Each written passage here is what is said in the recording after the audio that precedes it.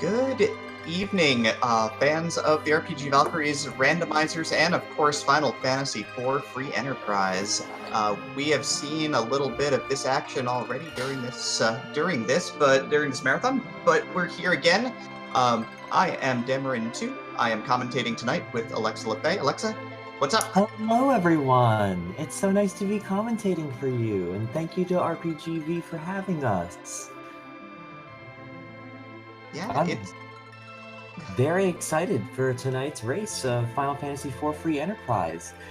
For those of you who don't know, Final Fantasy IV Free Enterprise is an open-world randomizer for Final Fantasy IV that randomizes everything from treasure to key items to party members to bosses. I'm particularly excited for some of our flags tonight, Demerine. Are there any of the flags that are exciting you? Well, I mean, the first ones would be our goals. Of course, I'm a big fan of goals and knowing how we're going to see this one run out to the end. But we've got K2. So, for anybody who knows the plot line of Final Fantasy IV, you'll know that the items are normally split out right along the line of the plot. So, you know, you go to Baron, you go to Mist, right? And eventually you start getting key items as you get a little later on into the game. But they're spread out through 17 plot areas, but they're also now going to be spread out amongst some of the bosses, the summoned monster bosses, and the moon, so that adds another 9 spots to the pool. And of course, there is the V flag, which is one of the newest flags for the randomizer, which is awesome, because it now means that instead of finding the crystal, they're going to need to find both the adamant and the legend sword, and then Kokol, who is down in the underworld, is going to forge them the crystal instead, so it'll be a little bit of more hunting for them. Anything stands out to you, Alexa? I'm particularly excited about the G flag being off. The G flag, when enabled,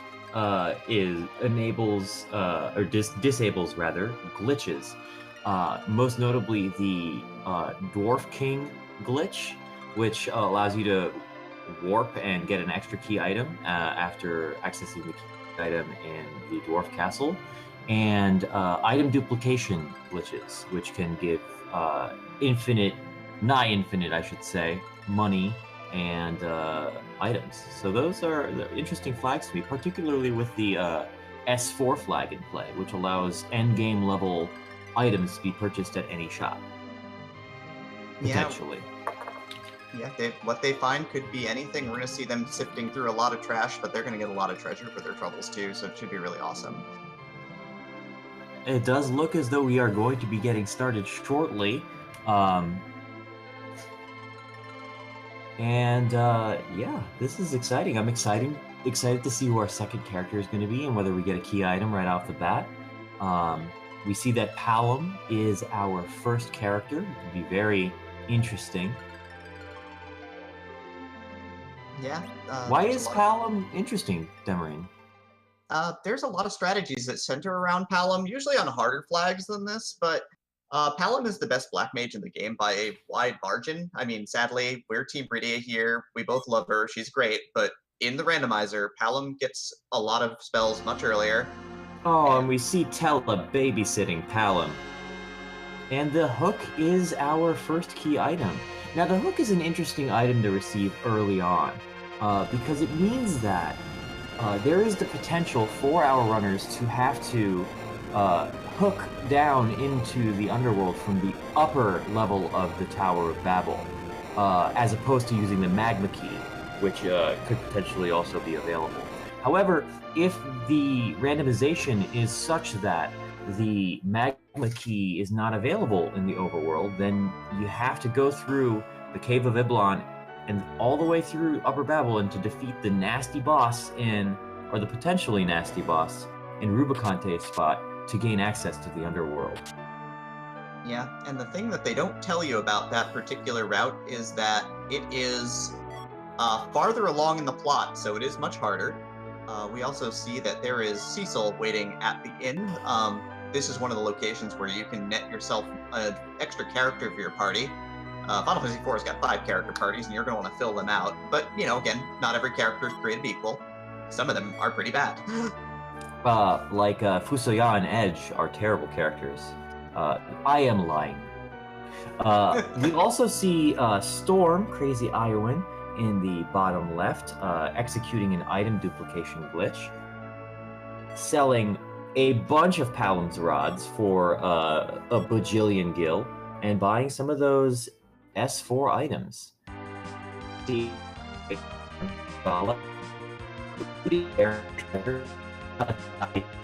E4 can play literally any type of item in the world.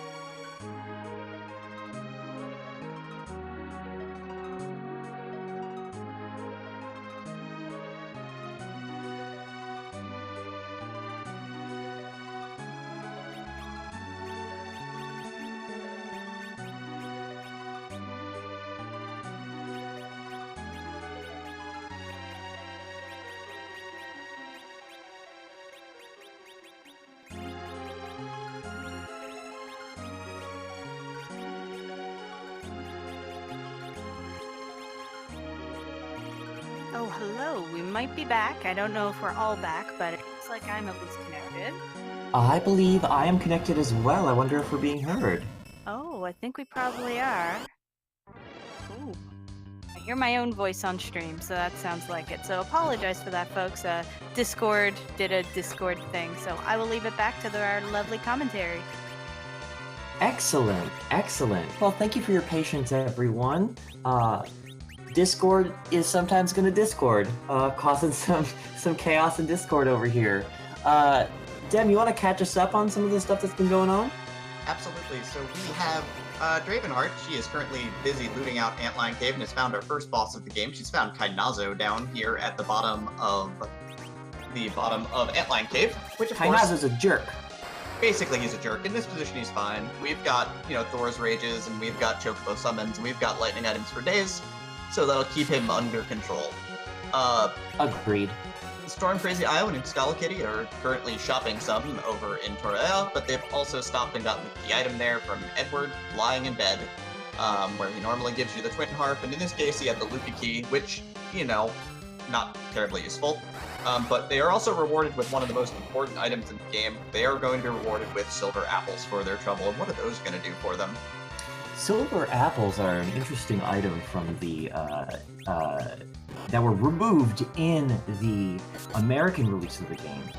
With the J flag on, we have the original Japanese items back in the game, back in play, and the silver apples, or AG apples as you're seeing over here, give you 50 additional max HP. And those are going to be particularly useful given that some of the items that we can buy are HP-based damage items, namely the Firebomb, the Blizzard, and the Lit Bolt items.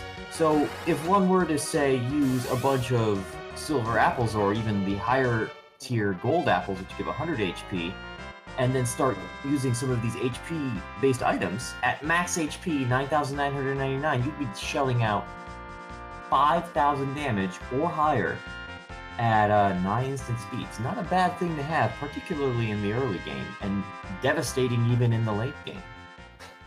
Yep. They also found purchasable Stardust Rods and Artemis Arrows, Stardust Rod being the best rod in the game. You can use it as an item to deal out about 600 to 800 damage to all enemies. But also it gives you plus 15 to the black magic stat, making you very powerful. Dravenheart has finished off Kainazo down there and gotten her hands on half of the goal at this point. She's got the Legend Sword. I would call that a third of the gold, no? Because we still need a way of getting to our dear friend, the final boss of the game. And with these flags, the P flag is in play. What does that do, and why is that important? Right, so our key item pool normally does not include an item called the Paths. You can normally buy it in shops, which is pretty awesome. Like, hey, you buy this item and you can go see some dancing girls. Well, no. Actually, you can go directly to the final boss if you want, because Boardface, the lead programmer of this, has decided that that area of the memory is much better served for helping us get to the end of the game. Rightly so. Which is awesome. And of course, Schala is about to get the best character in the game in her party. Worth interrupting for. It's Rosa. Oh, I was gonna say Rydia. You said best. Did you mean worst? I mean, a clear interpretation of the rule state that Rosa is the best character in the game. It's literally in the rules.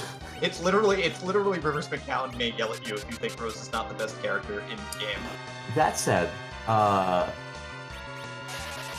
I have my own preferences as far as characters go, but objectivity wins in the randomizer, and Rosa is a heck of a powerhouse. She is a talented white magician.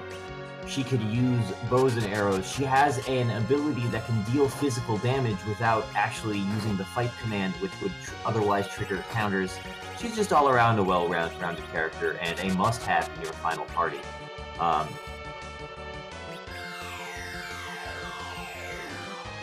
Basically, she's great.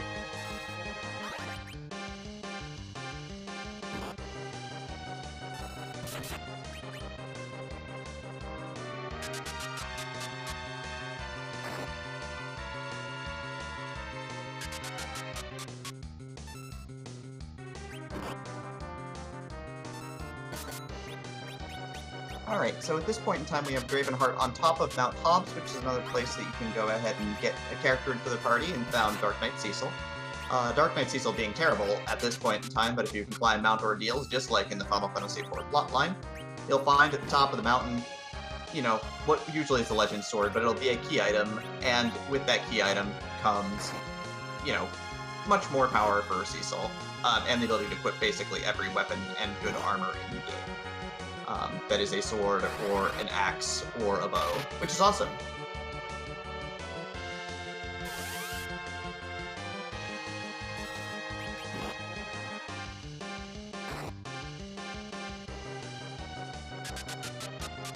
Alright. So we have Storm taking down, trying to work on Kainazo here. Draven's having a bit of a hard time with Paladin, and he's going to need to reset out in the process of wiping there, it looks like.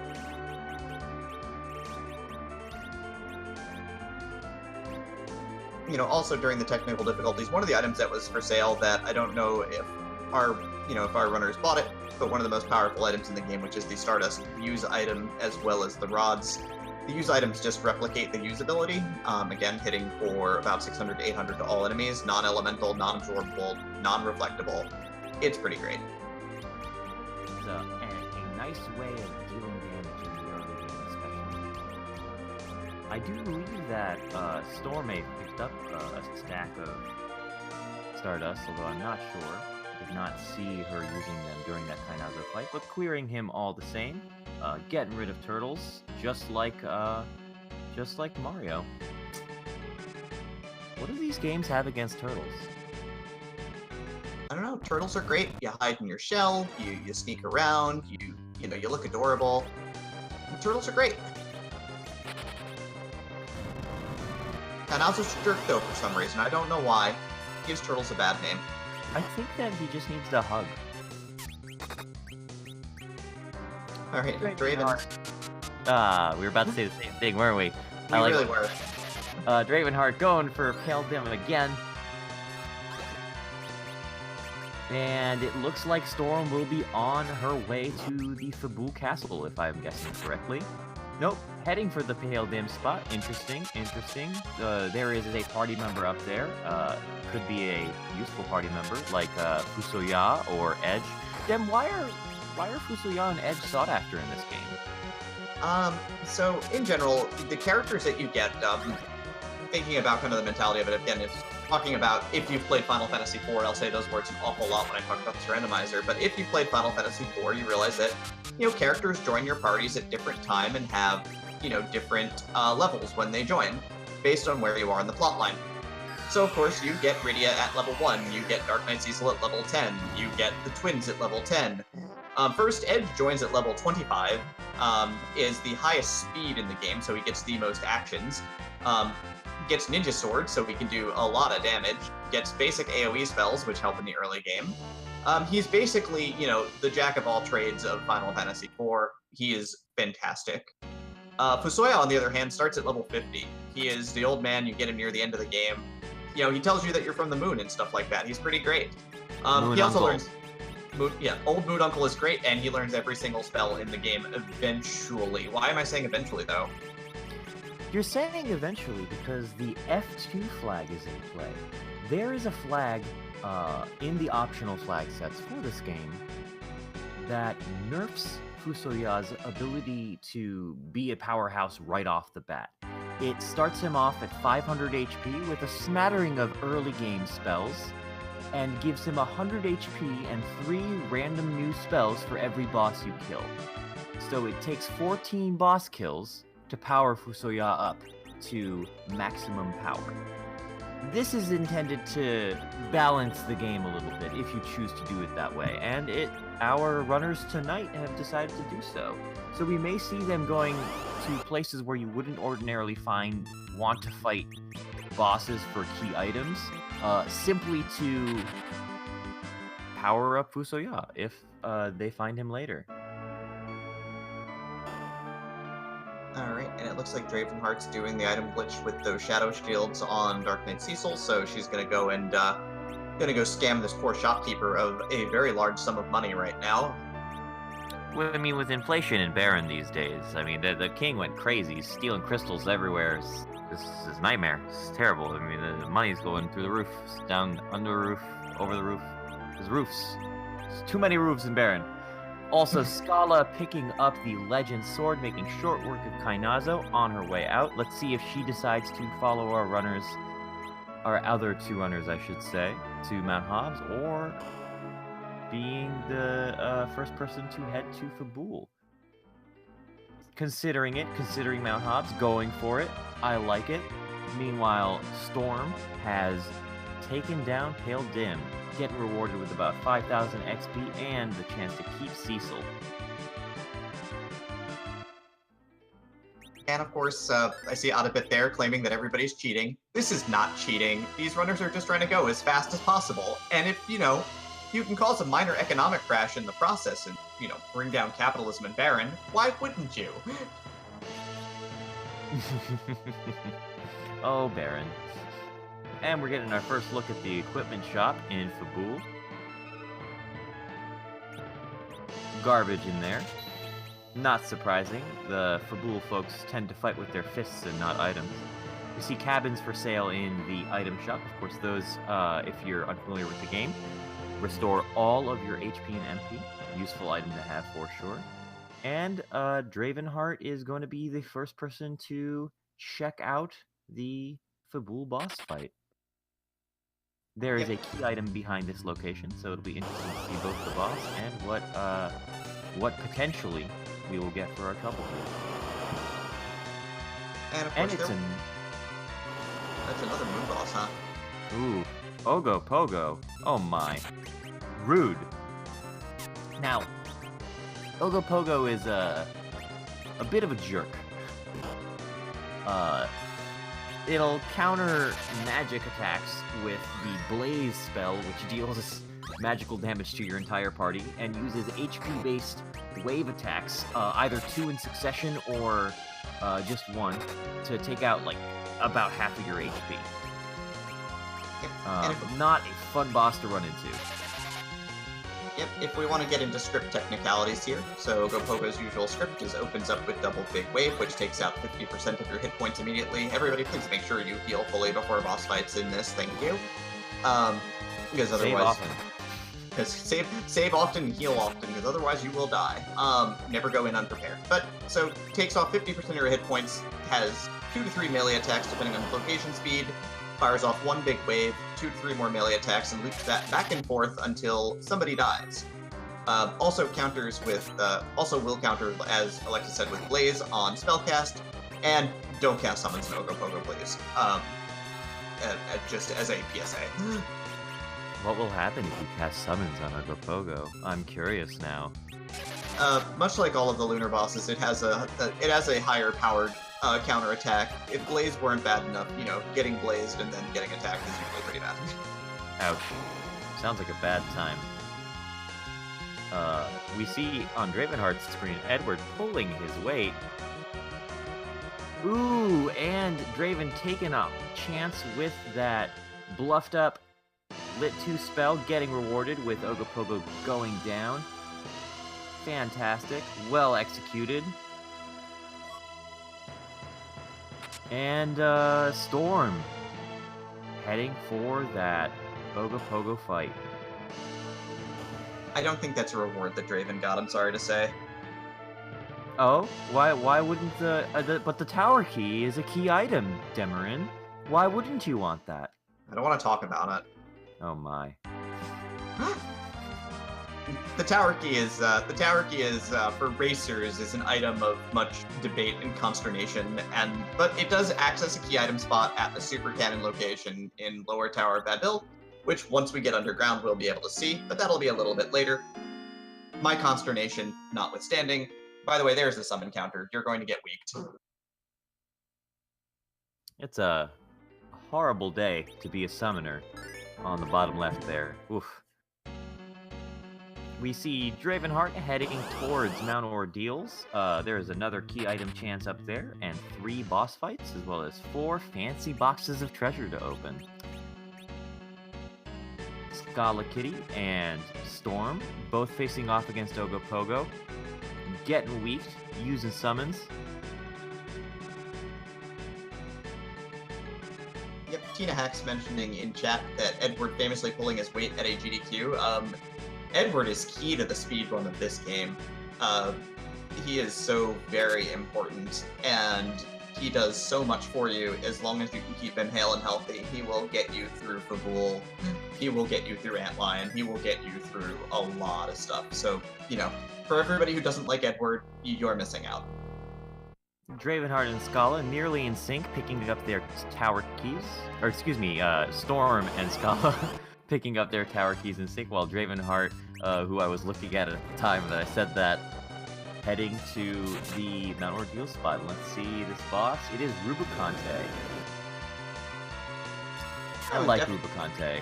Look at his dainty leg. A definite favorite of Final Fantasy fans everywhere. With that leg, those eyes, that weird talon thing for a hand. He's a strange one, isn't he? When that leg pops out, you'd best watch out. It's Rubicante. Rubicante has a pretty interesting script. He will counter all physical attacks with Fire 2 on the entire party, which at this spot is not terrible. And then he will open his cape, and after a couple turns, will use Glare on one of your party members for massive fire elemental damage. He will also counter physical attacks with a group fire 2, which here is doing about 80 damage per party member, which does hurt pretty badly if you haven't appled up yet. Can't stop the kittens in chat. Someone who has significantly better sarcasm rater than myself, is Edward actually useful in Free Enterprise? It is possible for Edward to be useful. I have seen him pull his weight equipped with an Artemis bow and Artemis arrows. However, generally his HP growth is very, very slow. He's not somebody that I enjoy taking to the end game. However, I will take him to the end game if not with another option, if that makes sense. I mean, I will just put it this way, is that I was in a race at one point in time, and I did say the words on stream, because I was being restreamed, I regret having Edward leave my party when I let him go. His ability to wield dancing daggers and bows is really handy in the early and mid-game, and he can put out some pretty significant damage throughout that stretch of the game. He does not scale into the end game, and you're going to want to bin him eventually, but that's how it goes, and so Edward is good, and I am going to be an Edward defender on this stream because I'm a competitive player, and he has competitive uses. honestly, his hide ability is really good. It can get you through a Wyvern fight. If the W flag is off, which we'll talk about in just a moment, because we have an interesting sort of development with the W flag recently in the Free Enterprise community. He can hide from Zeromus's Big Bang, throw cure 3s, curative items like a champ. He has his uses, for sure. I support you defending him. I will defend your right to defend Edward to the grave, Demerine. Well, Dravenheart took down Rubicant, and I want to get that out before Natara gives us the hook at this point, because I think she's really tired of all this Edward chat. But Edward is best character.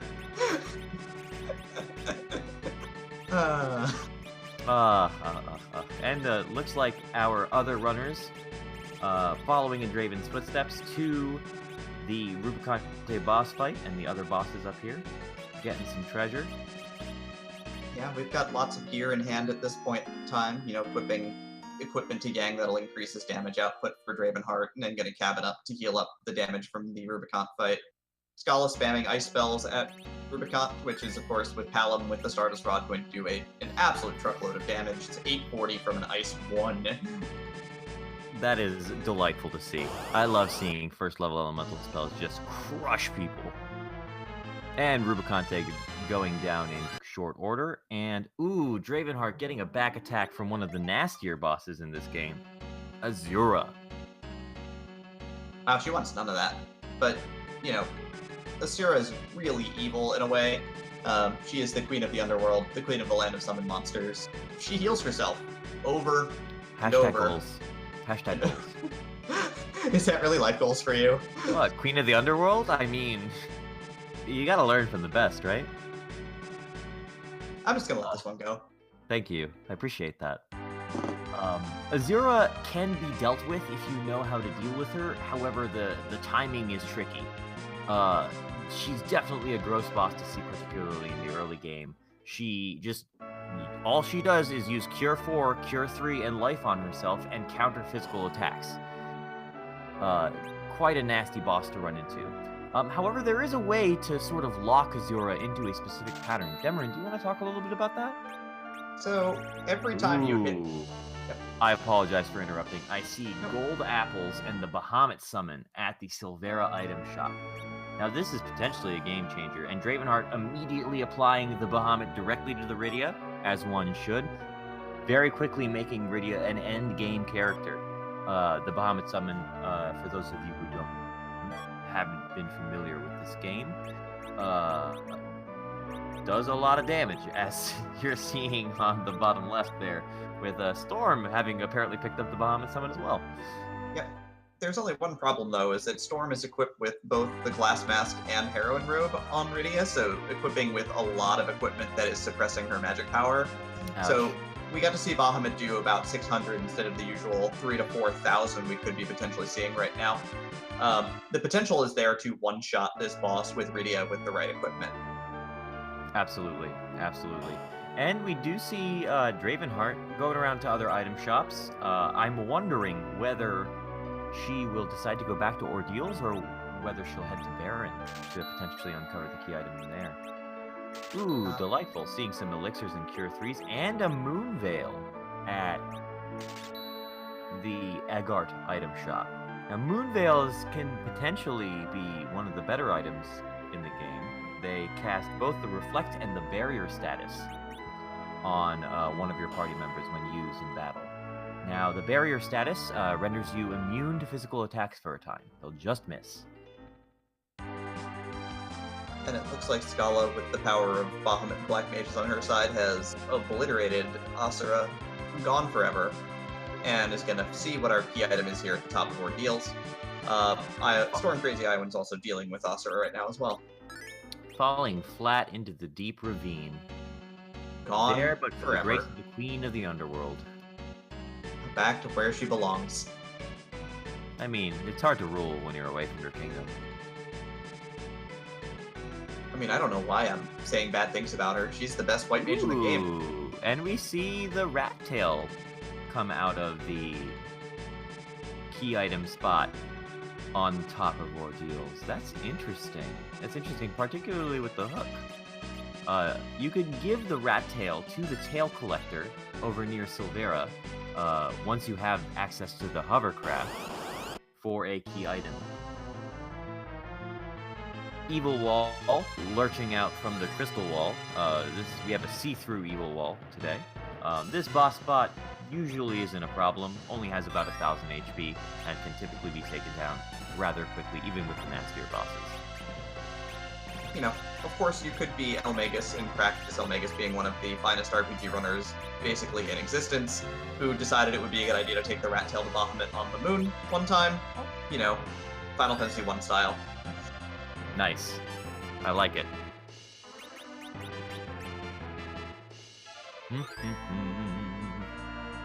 And Dravenheart re-engaging Azura. Yeah, SchalaKitty taking her new paladin for a spin now and bailing out of the mountain. Her mission complete. This is one of two class change spots in the game.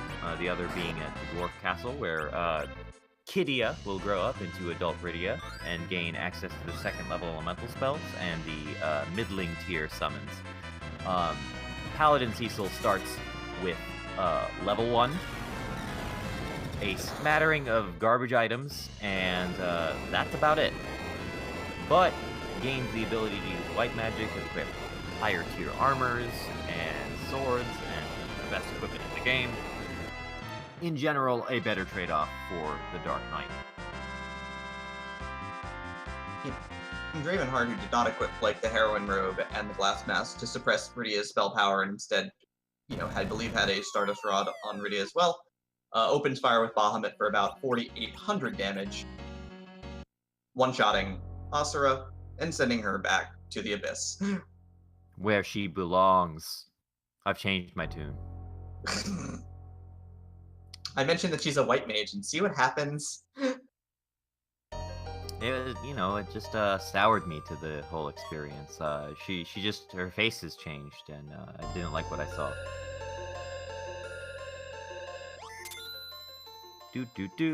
Some shopping happening over on Schala's side, some re-equipping happening on Storm's side. Dravenheart, class changing the paladin, and getting rewarded with that rat tail. It'll be interesting to see what this rat tail does for Really our runners. It's really hard to keep up because somewhere along the line, SchalaKitty found Excalibur as well. So of course, strap that on to Cecil.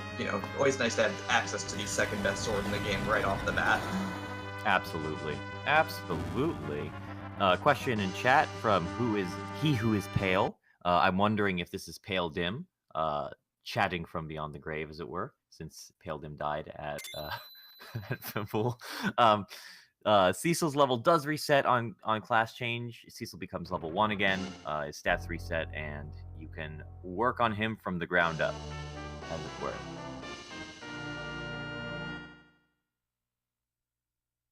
He's basically reborn, and he's kind of a jerk. We don't like Cecil in this in Free Enterprise, unless certain flags are in play. Why is that, Demerine? There's a lot to Cecil. I mean, in regards He's to a complicated guy. Yeah, if we want to get super technical, we can, but just it has influence on the final boss a little bit. It's really interesting just because of how the final boss and turn actions happen. So to not get hyper technical about it, but if you don't handle Cecil's levels and equipment properly, you can make the final boss take way more actions than it's supposed to, and then Zeromus, just goes through your party like a hot knife through butter. A terrifying prospect indeed, particularly with Zeromus's propensity to recreate the universe every 5 seconds. We're seeing some more shopping. Ooh, the Excalibur being the reward for the rat tail. Delightful. It would be way more exciting if she didn't have one already. Exactly. I was about to ask if we had seen one yet.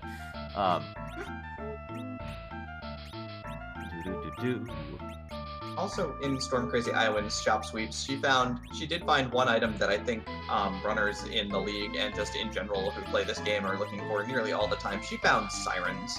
What do those do? Sirens will call up the rarest encounter for whatever tile set that you happen to be on, given that it's a tile set that can experience random encounters. This is useful because it gives access to many spots where you can guarantee fights that will generate a lot of experience for your party.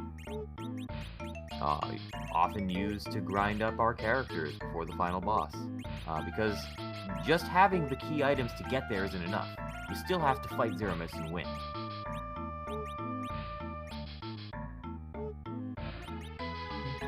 Looks like Schala's loaded up on gold apples at this point as well in Silvera Town. StormCrazyIowan found that the entirety of the Fobble Gauntlet was drinking at this one tiny table. I always think it's funny wherever those bosses show up, I have to admit. They're just always like crammed into whatever spot they're supposed to be in, but I like it when there's space for more of them to be there, so it kind of makes sense. But they're drinking. They're drinking tonight. They're spilling out over the bar like this was a bad kung fu movie at this point. Ouch. Sounds like an uncomfortable place to be. And Dravenheart, having cleared out ordeals, heads to the only other key item spot available before doing that awful dive into the hook cave. The hook cave. Wow. Double Cecil's on the screen. Terrifying indeed. Going into the Fabul Gauntlet fight. This spot typically does not have much HP, only about 400, so these enemies are 6 battles with, gosh, I don't know, 16 enemies splitting HP. It's they're paper thin. Even radio with a rod can break them open. All right, and We're gonna see some dragon on dragon action here in a moment. Hold on, wait for it. Wait for it. Here we go. Go Dark Knight Cecil. Summoning Bahamut on Bahamut. When will the violence end? Oh, and Storm still has that heroin robe and glass helm on Rydia. Getting some nerf damage there. Definitely hurting a little bit in this fight, but Palom picking up the slack with some lit 2s, always delightful to see, and Dark Knight Cecil being surprisingly useful here. Yep, and of course, you know, all three of our runners just working through this now at this point. Draven's wrapping up the Bubble Gauntlet portion of things. Schala is starting to cut down some of the later encounters here, just burning off resources to get through it as fast as possible. Making use of that Stardust Rod I see. Quite delightful. Quite a lovely way of dealing with these enemies. Yep, sweep them all up in one shot, just move right on. And do we see a key item here? Ooh, we see a power robe, and it is official, folks. This is a hook seed, meaning our runners will have to go through the Cave of the Blonde, then through the upper part of the Tower of Babel, and then fight their way through the first boss. Fight their way through the boss in Rubiconte's spot, and break through the underworld that way. It is fortunate, however, that sirens were discovered in the overworld. That should make things easier if they need to grind because of the boss there. I mean, they could also just shove their face full of apples. I mean, apples are delicious. You know what they say, right? An apple a day keeps the doctor away, so you might as well eat 60 of them. That's a good point. That is a delightful point you just made there. I forgot that we're on S4 and we've seen tons of apples already. Pardon me, friends. This'll be delightful to watch, I have to say. I did want to touch on the W2 flag. What does that do, Demerine? I mentioned it before with the Wyvern talk that we had. So, Wyvern is a boss that normally shows up at the very end of the game, guarding the best sword in the game, but shows up in a spot where it has really low magic power, and this is important because Wyvern opens up with a move called Mega Nuke, which is a spell that hits many, many times for much damage. The Rusty Bahamut, they call him. The Rusty Bahamut. So basically, you know, she comes and blows you up, right? And depending upon the locations, you know, she can do, you know, cap damage on your party basically instantaneously. The W2 flag makes that a little bit friendlier in that Wyvern normally, again, opens up with this Mega Nuke move, but instead can open up with any group hitting attack in the game. So it could be, you know, it could be Rubicon's counter, but Fire 2. It could be Zeromus's Big Bang. It could still be Mega Nuke, technically, I guess. I don't think they programmed that out. But it's something that's just going to hit everybody, and it may not hit everybody quite as hard as the many damage Mega Nukes that could come out. Adds a delightful bit of randomness in what is often a sore spot for many runners of this game. SchalaKitty taking out Bahamut, gonna be rewarded with that power robe, which is a delightful item to have. The power robe will give you a nice boost to your strength. I believe it adds 15 to your strength. Could be wrong about that. And Storm finally getting her revenge against Azura. And Dravenheart doing some shoppings, picking up some sirens. Yeah, some sirens, probably a handful of other things, but sirens are the big one here. And it looks like Schala is going to try and pick off some easy bosses here for some experience. And to power up Fusoya, potentially. Not a bad idea. Nope. Okay, found the Baron guards there. They just counter with status effects, but in this spot, you know, it's Mist Dragon. I think it has, what, 400 hit points total? Schala will make short work of them. Baron guards in the Cave of Mist. What's the world coming to? Ugh. I mean, they might be invading. That's terrifying. I mean, the summoners of Mist just they mean no harm.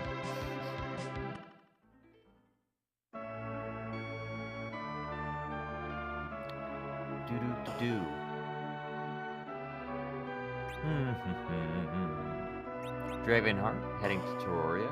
I'm gonna check out some equipment shops, item shops over here. And SchalaKitty looting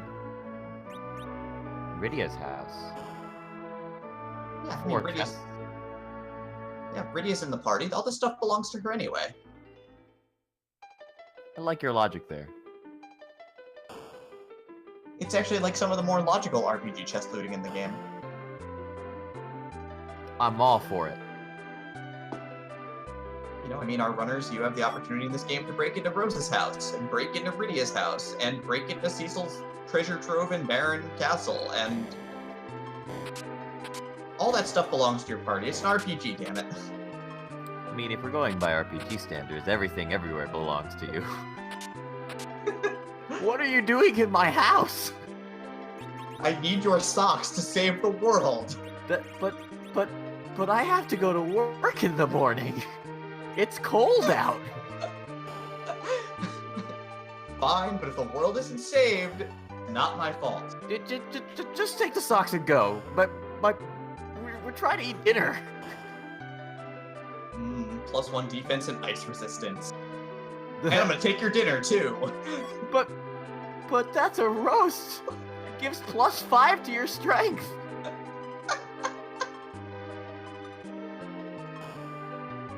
Dravenheart picking up the Luca key from Bedward. One of the best places to find Edward is in a bed, giving you a free key item. And at this point, SchalaKitty and Draven are likely weighing their options, figuring out the best way to go about this hook seed. Storm's taken down Asura now, so all of our runners are now through the Mountain of Ordeals at this point. Great. And have full cleared the overworld of key item locations. Yeah. Draven's grabbing her hovercraft. Scala's got her hovercraft. Here we are. Right. And of course, go ahead. I was just gonna say that it looks like Schala is heading for the Cave of the Blonde. And Dravenheart is not far behind. Yeah, both these runners they're making their way. You know, just, of course, I'm so used to doing introductions for runners for things like the leagues and that I've been in. Of course, I know that the Valkyries don't need exactly a ton of introduction on their own channel. But, you know, just as a point of note for everybody, SchalaKitty does a lot of the artwork for this game. She's given us a lot of sprites for the final boss fight, which is something that we will hopefully get to see tonight, because it's amazing. Dravenheart's one of the admins over on the FF4 Free Enterprise Discord server, and so, of course, she's a great contributor as well. StormCrazyIowan, I think, just, you know, she mostly runs offline, but, you know, she's awesome too, so they're all pretty cool. All of these ladies are quite experienced at running Free Enterprise games, and I just like watching them play, gotta admit. And Schala, I'm just blown away. I know you can't hear this, but your sprite work for Free Enterprise consistently makes me quite delighted. If you're watching this later, thank you. Yeah, and of course, thanks to the RPG Valkyries for letting us do commentary on this wonderful run tonight. Dravenheart and Schala ran into the Staleman chest together and I-5 reset together, and that's not what you want to see, but it does happen on occasion. Schala having to grab the hovercraft again, but will most likely skip that chest. I wouldn't be surprised, that is to say, if she chose to do that. They've often, everybody. I feel like that's a vanilla shuriken in that chest. I feel like that shuriken is there, vanilla style. You're gonna make me play through the game all the way to this point to see if that's a shuriken in that box. My goal is to make you not sleep before work tomorrow. It's real tempting to call out. Ha! It really is. No, you don't understand. I need to see if there's a shuriken in this treasure chest, boss. Alright, Schala uncorks Bahamut at this point in time, so, you know, she can now rock the dragon as well, and it looks like she's buying hourglass items. What are hourglasses good for? Small correction, that is Storm uncorking Bahamut. Uh, Correct? No, I think maybe, unless they... I think that was Schala. Storm was already trying to uncork Bahamut on Asura before. I apologize, I must have misunderstood you. The hourglasses are an interesting item. They cast Stop on all enemies for a duration of time. There is the Hourglass 1, 2, and 3 items, or Bronze through Gold, if you're playing a different version of the game. And they cast Stop on all the enemies, which is interesting because there are certain bosses that do not have the boss bit set, meaning that they are vulnerable to status ailments like Stop, or other horrible things like Stone or Weak. Yep, and of course, anytime I mention the Hourglasses, it lets me bring up another member of the Valkyries who's not running right this second, but will be running a little later tonight. It does let me talk about Silverfire, who is my league practice partner. They are in the league top 32 for the Free Enterprise League, and they're just awesome at this game. You know, and of course I just remember them after a specific race that they basically talked me through the 19 different uses of the Hourglass, and we're not going to go through all of them tonight because this is not a Free Enterprise teaching stream unless you really want to debate. I do particularly like the Hourglasses when you run into physical damage dealing vanilla enemies like the Fabul Gauntlet or the Dark Imps at a high physical damage spot like Leviathan spot, which we might see in this seed with these flags. Yep. Also great for grinding if you need to grind, if you're popping open chests on K3 or 4 where key items could be in these trap chests that are full of monsters. Those Stalemen couldn't punch your lights out if you had an Hourglass use on them. If only somebody had shrunk wrap them. They wouldn't be so stale. Man.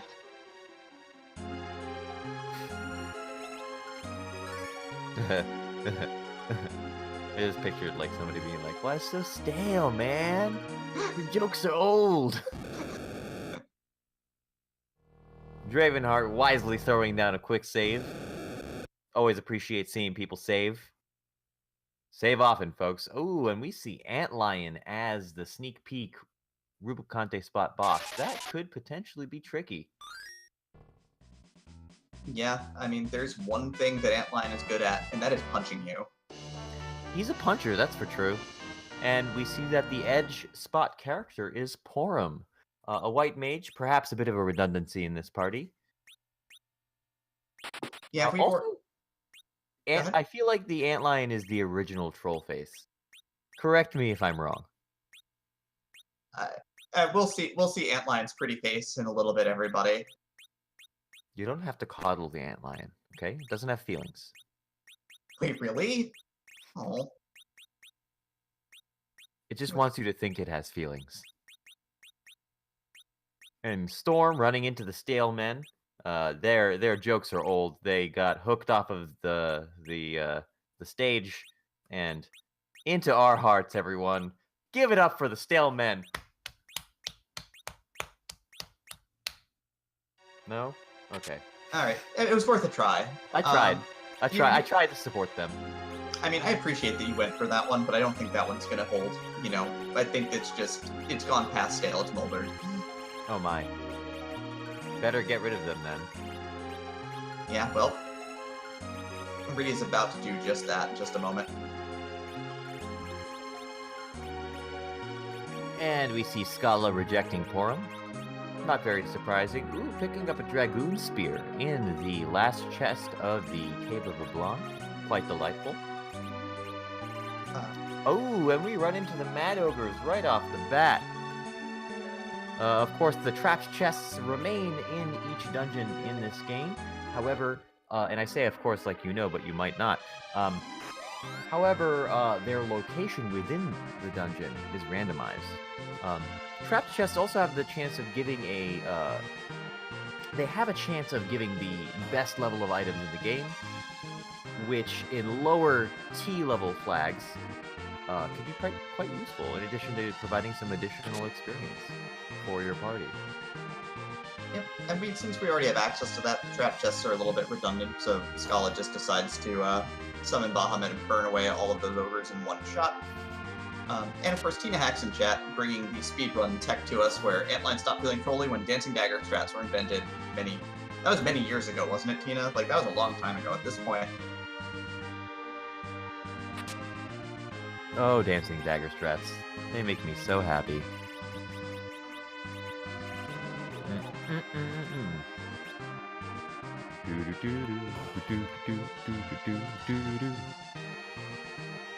Yeah, there we go. Did not see what the reward for that chest was. However, I have to say I really appreciate dragons destroying ogres. It just feels right to me. Yep. Normally the ogres have a massive magic defense, so normally casting spells on them is kind of a loss to, a losing proposition. Everything shall burn in the dragon fire. Bahamut has such a high base damage value that it pierces all that magic defense and still does significant damage. He's scary. Bahamut's scary. I mean, he is the king. He is the king of all dragons. The god of the summoned monsters. Basically, he's cooler than you. He's cooler than you. He's even cooler than Rusty Bahamut. Rusty Venture is what they call him in an alternate place. I don't know. It was worth a shot. And we're gonna have a look at the boss in the King and Queen of Blonde spot. It is the Dark Elf. So the Dark Elf is an interesting boss to fight with the no free lunch flags turned all the way down. Why is that, Demerine? So Dark Elf's a boss and has the boss bit set, and so you can't really do much of anything in terms of status effects. Darn. I was hoping it would be something like that. So, halfway through the fight, so basically, Dark Elf has 2 health bars, and halfway through the fight, will transform into a dragon. He change? He... Wow, I can't even. The timing on that was really good. Yes, he changed. Turns into a giant dragon and starts, meleeing you and then blasting you with cold breath, ripping apart 25% of your health in a clip. He frees you with breath? Yes, he frees you to death with breath. He not like you very much. Gosh. But also when he changed, there's one thing that happens is that he leaves his boss bit behind for some reason. I don't think he realized that he had it in the first place. And then when he leaves it behind, what happens is that he becomes vulnerable to all sorts of fun stuff. Like weak. Yep. Like weak. Or like stop. Or like all of that good stuff that he is now vulnerable to so that you can dispatch him at your leisure. Speaking of he change, we're seeing the Dark Elf do just that on Dravenheart's screen, meaning that she's done enough damage to him to knock him down to his second form. Yeah. The D-Breath attack is HP based, and as long as their HP levels are up, it won't do too much damage, but yep. I think terrifying nonetheless. I think the major problem that they're having at this point in time is actually dealing with Dark Elf's immense speed. This spot is notorious. Part of the challenge of this particular spot is that it has a very high agility. So this is a boss that can take a ton of actions against you, but Schala gets off the second cast of Bahamut, and she should be okay, and blows the dragon away. And indeed, we do see that happen. Oh gosh. Oh gosh. Dragon on dragon violence. When will it end? I don't know. It may never end at this point. I suspect that we may see some more dragon on dragon violence still. Yeah. Schala running back to take a quick save. Some folks who play this game, or new runners to this game, often do not know that you can head back and save before engaging with the boss fight in the Rubicon Day spot, which is an excellent safety strategy if you don't want to have to go through that King and Queen of Blonde fight again. And we checking in with Storm. She's taking out some Mad Ogres. And Dravenheart is on attempt number 2 of the Dark Elf. Ooh, and we see Trollface McGee himself, the Antlion. That's a friendly face right there. That angry looking maw just wants to give you a hug. Give you a hug to the face. It seemed like a good idea at the time. You know, I used to give antlions hugs. Then I took an arrow to the knee. Wow. Oh. Dragon on antlion violence. Now, this boss spot has about 21 or 24,000 HP, so this is going to take some time, although equipped with a powerful Bahamut summon, should cut that time down a little bit and grant Schala access to the underworld. What makes Antlion kind of tricky is that, in addition to his powerful physical attacks, he will also counter physical attacks with a needle attack that does somewhat less damage than his physical attack, but can be devastating if you are fighting him without knowing. SchalaKitty rediscovering her Gaia drum purchase. Dravenheart having a little bit of trouble. And Storm heading to the 2 fights herself. Yeah, Storm took a little bit of extra time to clean out a lot of chests along the way, and so, you know, making sure that she's got all the tools that she can have handy to take care of the boss upcoming. Not a bad idea, especially with these bosses on the way. Dravenheart seems to be making her way back. I think she might be going on a bit of a supply excursion at this point. It could be. I'm wondering if Dravenheart is heading to purchase some apples. I think she has some in her inventory already. SchalaKitty chipping away at the antlion. Yep, she's been throwing ethers at Rydia to keep her mana up so that she can continue summoning dragons. Drinking at that age? Where is the commission for laws and court? There's no one here. We're basically the world police. I mean, Cecil's a paladin. Everything he does is good. It's fine. Uh-huh. Ugh, lawful good. Ooh, and Antlion's starting to quiver as he goes through the traditional Elemental Fiend boss dissolve. Schala has broken through to the underworld.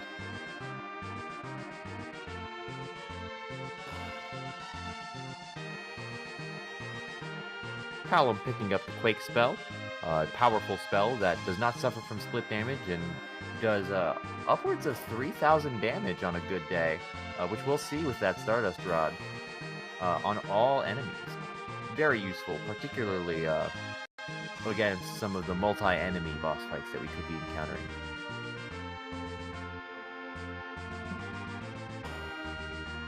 Demerine, posting in chat about how neutral good is where it's at. I'm a chaotic neutral fan myself.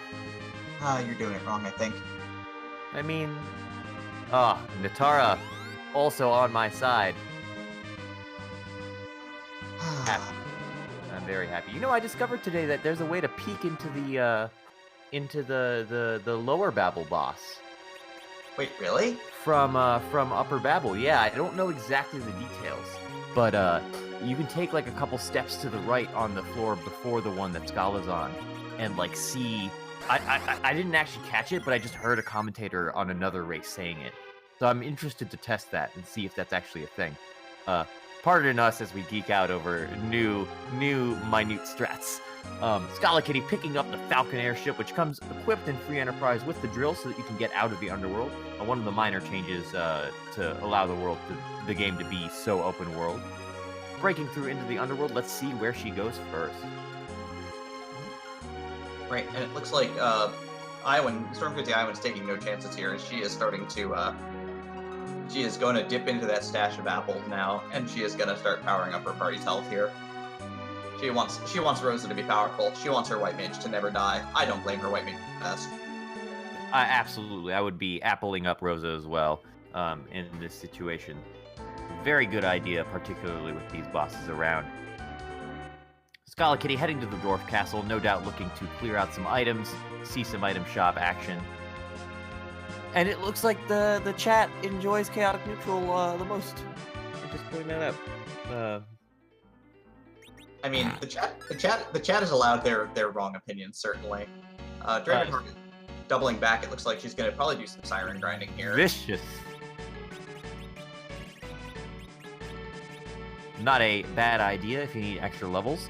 The second to last and summit areas of Mount Ordeals, if using a siren, you can get the 2 Lilith encounter, which gives about 5,000 experience, and they're weak to fire and only have about 500 HP a pop, so it is a fast way of gaining a few levels for your party if you need it. Meanwhile, Storm heading into the Dark Elf fight after powering up Rosa. Yep, and gonna start doing work. Tina Hacks is asking in chat, so a dumb question here. Is there a reason not to pump everyone to absurd HP right from the get-go? The answer to that realistically on these flags is no. So with Elixir Access in play, which is which will heal you to full, there's no reason not to just decide to juice everybody up to stupid hit points and blow through the entire game using lit bolts, which is the usual strategy on these flags for racers. That's absolutely what I would do. We have raced these flags before, and some of the top runners, and I'm actually going to include myself in that category as a top runner, which is really weird to say. You are a top runner. But a lot of the top runners will run these types of flags in upwards of 40 to 45 minutes. Basically, it's just how quickly can you tear through key item areas when your item uses are doing 4,000 plus damage. Oh my god, what a raid from the RPG Limit Break crew. It looks like the Zima Zone race for the league that we were just talking about is just wrapped up. That is a heck of a raid. Hello, heck of a raid. Hello, everyone from RPG Limit Break. Absolutely fantastic. It's good to see everybody here to continue supporting the Free Enterprise community and get me off of talking about the nerd stuff of how quickly we could run these flags. Welcome to more Free Enterprise. Let's catch everybody up on what's going on. This is a hook seed, folks. So SchalaKitty has busted through Antlion, guarding the underground. Meanwhile, Dravenheart is leveling to do just that, and Storm is facing off against Dark Elf and Antlion to bust her way through into the underworld. We're about to see our first underworld item. Very exciting over here. And we have one of the V flag items.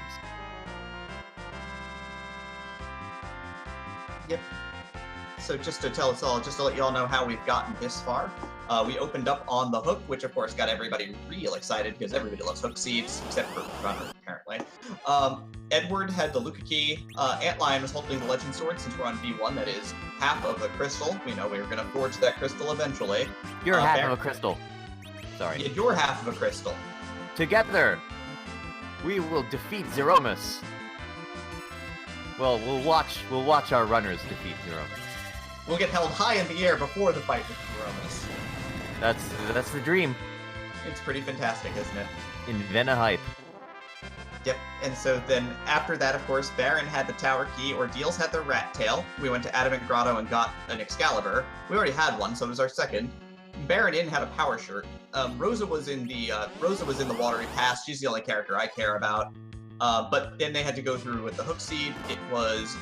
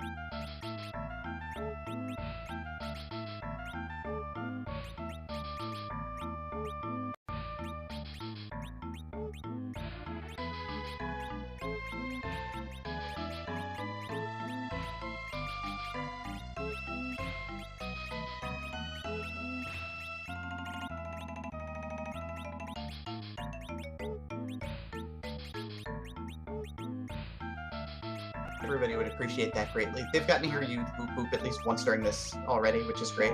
Exactly. We need more beep boops. Beep boops are the best. And we're back. We're back? Ooh, we are back. I hear us back. Perfect. So I'm once again going to turn it back over to our lovely commentary team and enjoy and thank Discord for that brief interruption. Tonight's interruption is brought to you by Discord. Borking occasionally. Do. Let's catch up. It looks like we fought our way through the plague fight in the Calcabrina spot, and then are about to, making short work of Dr. Luge, who, in my opinion, is the grossest boss. He's a weird mechanical amalgam. He is an abomination. He's like Nina from Full Metal Alchemist after the Sewing Life Alchemist is done with her. Oh my. Oh man, the dog emotes are They're out. They're weirdly apropos. And we're gonna see what the first item is in this spot. And I do want to note that Rydia does have the warp spell, and we just might be able to take advantage of the warp glitch in this spot to get an extra key item. If you keep on about that particular portion of Full Metal Alchemist, I think Natara's she's gonna hook you. She's gonna Eduardo. Somebody please stop her. She needs to be stopped. I'm done. I will listen to popular opinion. That makes me sad though. And Meanwhile, Schala forgot something. Schala did forget the warp glitch, which is an honest mistake. I've done that before. However, we do have the Luca key, so we know that key item is accessible. Let's hope that is just an item or an inconsequential key item and not something important in that spot. She also got the Baron key, so she now has access to a different overworld location as well. Sorry. And Dravenheart heading back into the Tower of Babel, having gained some levels. Yeah, Natara. Sorry, go for it. Sorry, Natara has the right of it. We play so many glitchless seeds; it's really hard to remember that when we play glitch seeds to remember to cast warp there. Absolutely. We do play quite a few glitchless seeds. Yeah, glitchless is the quote-unquote accepted competitive flag set. So that's generally what you see on a lot of the bigger streams, on RPG Limit Break for races, even weekly races tend to stray away from glitches for the most part. Occasionally we'll see it around. I do enjoy playing with glitches on occasionally, but glitches off, it just really opens up the need to use more strategy.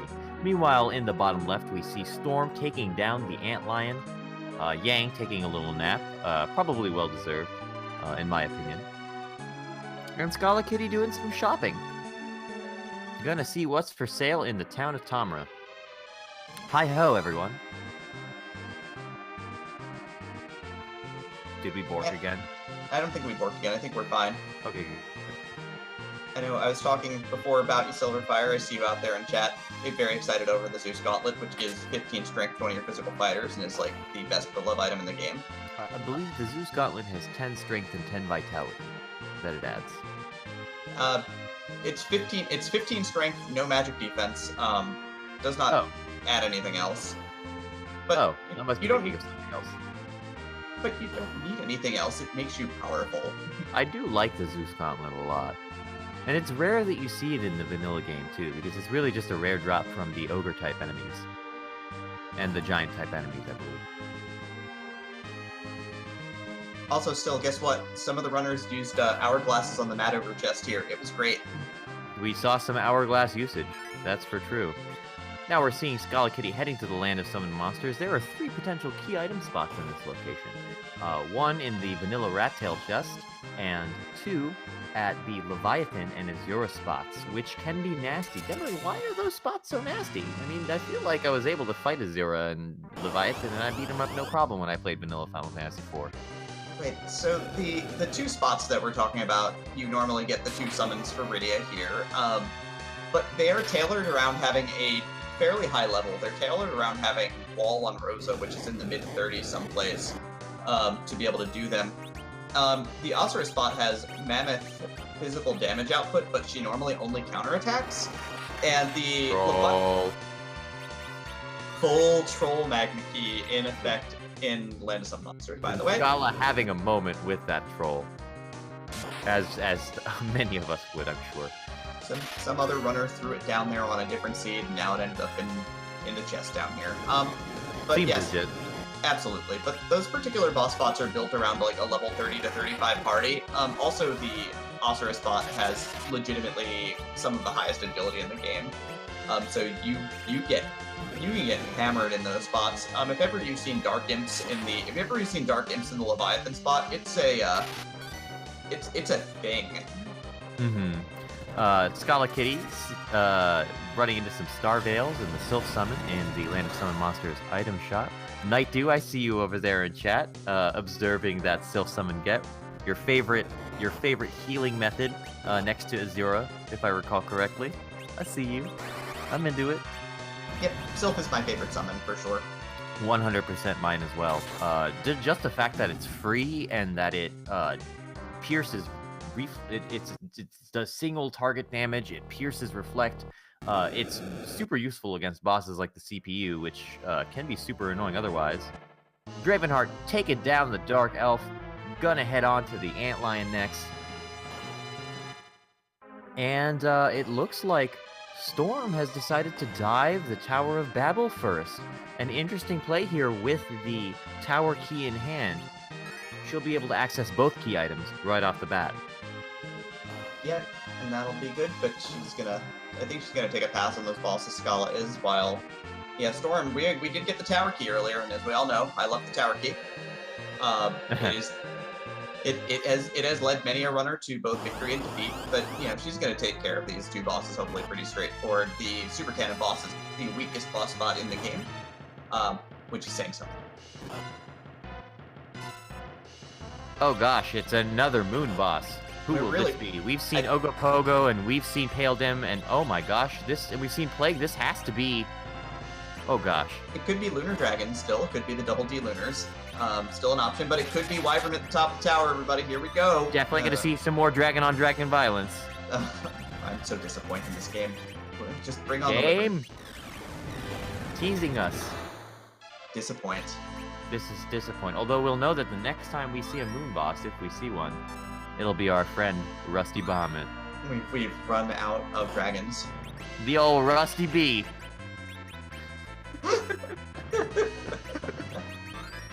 And we're getting some dragon on dragon violence. When will it end? Well, this time they're undead dragons, so it's 100% okay. I mean, particularly with the paladin in the party, it just makes sense. Yeah. The Dr. Luge spot can have quite a bit of HP because it's ordinarily split up over the 2 Dr. Luge fights and the 3 enemies therein. So these lunar dragons are going to be pretty beefy. However, Storm's party is also pretty beefy, and we'll be able to take care of this. Speaking of dragons, SchalaKitty has used a siren and conjurated up an egg using a siren so that she can level her party as fast as she humanly can. Gotta break some eggs if you want to kill some dragons, what Mama always used to tell me. Meanwhile, Dravenheart is chipping away at Antlion with that over 20,000 hit points. It is a difficult fight for sure. And Storm taking out the Lunar Dragon is going to get a first look at that top of the tower key item. What are we getting rewarded with? The Adamant, the second piece of our crystal puzzle. We are very close to go mode, folks. And a stunning play by Storm, taking the lead.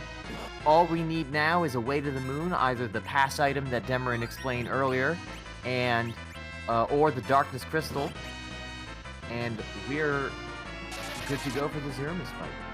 And we were almost on our way at this point. And we see SchalaKitty following Storm up the Tower of Babel, opening some chests on the way, no doubt looking to get some more treasure. Ooh, and we see the king of the summoned monsters trying to kill the dwarves? I got nothing. I mean, maybe we don't really mess with underworld politics. All we know is that Azura fell into the deep ravine at some point. That was the extent of our messing with underworld politics. Yeah. While of course, Schala takes down the flame dog in the chest here. Where is she right now? Is she in Tower of Babel as well? Schala is indeed in the Tower of Babel. It's late and I'm tired and I can't even identify the Tower of Babel. I just don't want to know that it exists. To be fair, it looks a lot like the Tower of Zot. Storm making quick work of Leviathan, of course. In that boss, he is a pushover. And Which incidentally is the seed name for the Final Fantasy Free Enterprise Seed of the Week, which I believe is resetting in a few hours. But we do have a Seed of the Week in the Final Fantasy Free Enterprise community. We have all sorts of community stuff going on. There's a weekly race on both Mondays and Fridays.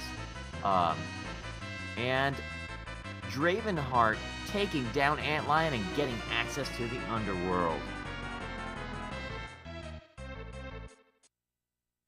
Storm walking out of the Tower of Babel. Gonna get rewarded with another potential key item. Nightdew is taunting me in chat. That's funny. All right. I don't actually. I no doubt many of our viewers don't have context for your hatred of the Tower Key. What's going on with that, Demerine?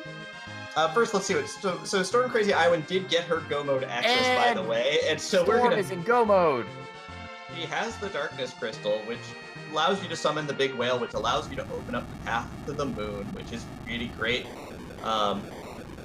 So the thing about the Tower Key is a thing between Invenerable, who is one of the absolute best runners of this randomizer in terms of competitive scene, and myself, where I believe, Alexa, this was you and me commentating a race where. Is this from that? Is this from Invenerable's Tower Key shenanigans on that race? This was Invenerable's Tower Key shenanigans, where he goes off on a wild goose chase, gets the Luca Key, goes down to the bottom of Sealed Cave, gets the Tower Key, and then has to go and take the Tower Key all the way to the top of the tower while the crystal is right under his nose the entire time. And we do see Invenerable in chat, using them eye emotes. Yep. Taking a look at Demerine, throwing some shade, much deserved. The next week I go and avoid the tower as best I can with what I've got in a race that I'm being restreamed on. And where's the crystal? Top of the tower. The Tower Key. It's so delightful. Oh man, I remember you throwing that shade too. That was so good. That was such a good commentary session. Excuse us as we're reminiscing. Let's check back in with our runners for a second. SchalaKitty heading up to that D-Lunar fight, and Dravenheart looting the dwarf castle and gonna go take out the Plague and Dr. Luge boss spots. Yep, so Schala is gonna get her Go mode really soon, which is gonna be fantastic, and so that'll be two runners, gonna start piecing it all together and getting on to the end of the seat.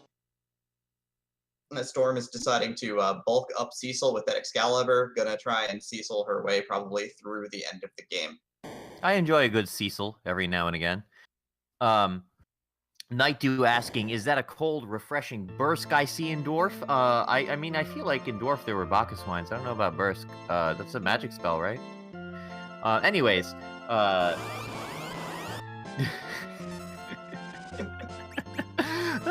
but so many that first commentary of yours and our first one together really birthed quite a lot of fun things for us.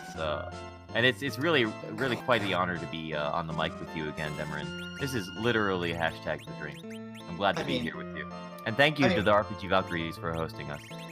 Yeah, absolutely, and putting up with us and our memes and our reminiscing and everything, but also, hopefully we're giving everybody a good look at what you can do with this particular randomizer. I think it's one that we really, truly love and want everybody to play and support and be a part of. I've clearly been playing and watching too much Final Fantasy Legend 2 because Storm opening that Murasame chest earlier made me think, oh, that's a weapon. It's strength based. Does Toro comes with it? Brought me back to that game. Dravenheart taking on Plague. Yeah. Doing some run buffering. Doing that technical stuff, but of course her party is dying because they have run out of time. Plague embodies sometimes you've got to have a strategy and sometimes you can just bust right through. The big thing with Count is that Count will get reset when Plague takes an action if somebody is alive without a counter. So there's a couple of different options. You can either go into the battle with somebody dead. You can do my strategy, which is get horrifically lucky and have one person die and have a second person throwing a life potion at their dead body as they die. You can just use kamikazes, which is an item that lets you sacrifice a party member and deal their life and damage, and then you life them up and you continue the fight. So there are many, many good options for that, and many tricks that you can pull off to make that fight tenable, if not easy. Ooh, interesting. Dravenheart seeming to go for the tower and remembering that there is stuff to loot in Tamra. Gonna check out those equipment shops and item shops first. And SchalaKitty making short work of Leviathan, gonna pick up what she needs for go mode as well. Yep, and Storm looks like she's gonna do some last minute shopping here. I'm sure that she's gonna go and summon the big whale soon enough, and we're gonna get that beautiful big whale theme. My favorite in the series, to be honest. Without a doubt. It's a great one for sure. Demerine, if you could, this question was asked in one of the Discords I participated in earlier this weekend. If you could have any music from Final Fantasy IV play when you enter a room, what music would it be? I could have any music from let's say any JRPG. Let's open it up a bit. When I enter a room. Like folks see you enter a room and then all of a sudden this music starts playing. Searching for Friends, Final Fantasy VI. Nice. I like that. That theme in general is so hopeful for me. It's really beautiful. Yeah. For me, I think it would be the final. It would either be Within the Giant, the theme that plays in the Giant of Babel and on your way down to Zemus through the lunar subterrane. The lunar core, excuse me. It's got a real good swell. It's got a real good feel. Or it would be the final dungeon music from Lufia 2, which is also the intro dungeon music from Lufia 1. That theme just makes me feel powerful.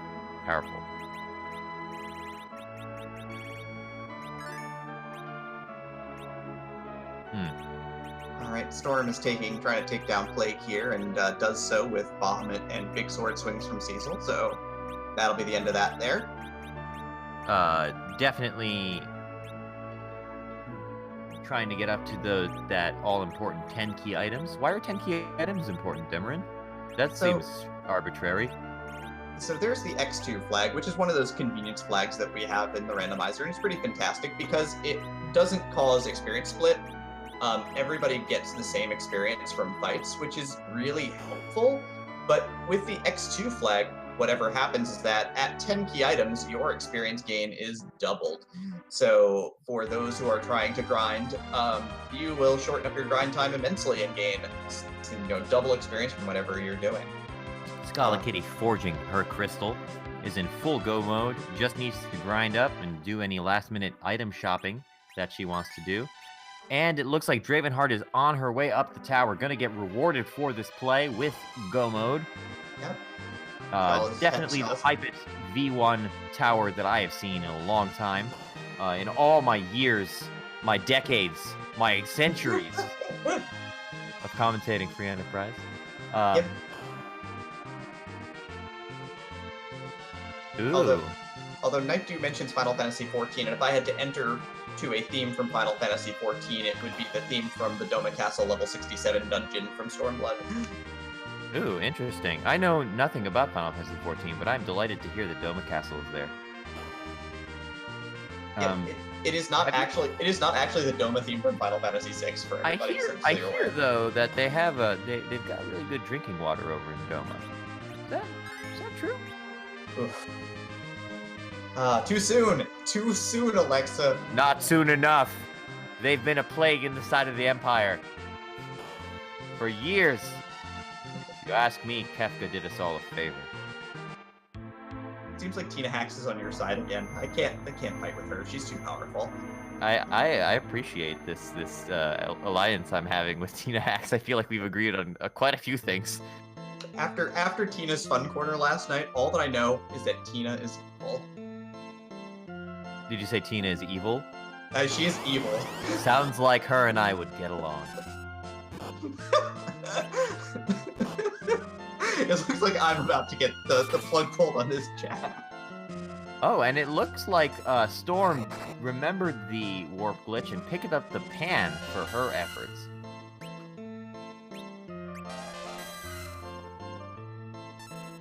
And Dravenheart is fighting against the D-Lunars.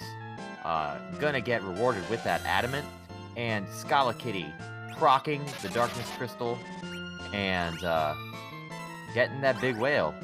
I misspoke earlier, by the way. It's Within the Giant that's my favorite theme, not the big whale music. Big whale music's okay.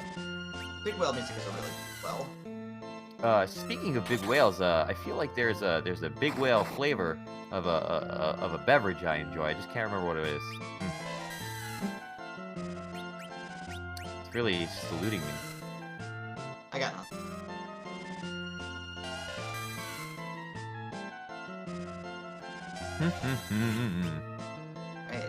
Do. Now you'll notice that Draven is not directly physically attacking the lunar dragons, or Why not? wait, she They did. seem like they'd go down pretty easily with they're bones, right? You just physically attack them. Why wouldn't you want to do that? So normally when you physically attack them, what happens is that they will cast wall on themselves and then start reflecting viruses at you at very high speed. Oh God. But it looks like somehow she was able to get them to not. I really will have to go back and watch this because she was able to get them to start casting virus on themselves instead, which would be a really useful trick for League seeds. So I'm gonna go back and watch this one later and see what Draven did because I need to know. That seems interesting. I'll have to see that as well. I need to learn a thing. And we're seeing both Storm and Schala appling up, giving her party members as much HP as she can. Storm is also cracking open a few eggs, getting some sweet XP, using that Excalibur and Yang's physical attacks to great effect to take down those dragons. Hallam, Rosa, Sid, Cecil, and Yang looks like the party she's going to take to the end. Yeah, we'll go with that one. That's a good one. Not a bad party. I don't blame her for dropping Rydia with the performance that Storm was getting out of Rydia with the heroin robe equipped. However, I may have kept her. I'm not sure. What would you have done, Demerine? I mean, I know that you hold very fast to your convictions with Rydia, which we appreciate. I don't actually. I frequently dump Rydia as like hot garbage, even though I love her. Rivers booed you once for keeping her. That's funny. Yeah, it was pretty good. If anybody doesn't know Rivers McCown, he's the other half of the creation team of this particular randomizer. He does more game balance stuff than programming stuff. He's also a fantastic Final Fantasy IV runner and part of the league. All around good guy. I reference him enough, so might as well let you know who he is. But to be fair, I did name Rosa Butts in protest of Rivers during a marathon run. Dravenheart facing off against Leviathan, gonna get rewarded with that Darkness Crystal. This is delightful, folks. Yeah, Storm doing the thing that runners do, which is she is scrambling some more eggs here. Schala is off. She's done. She's seen enough of this world. Goodbye, cruel Earth. I'm gone. Off to the moon.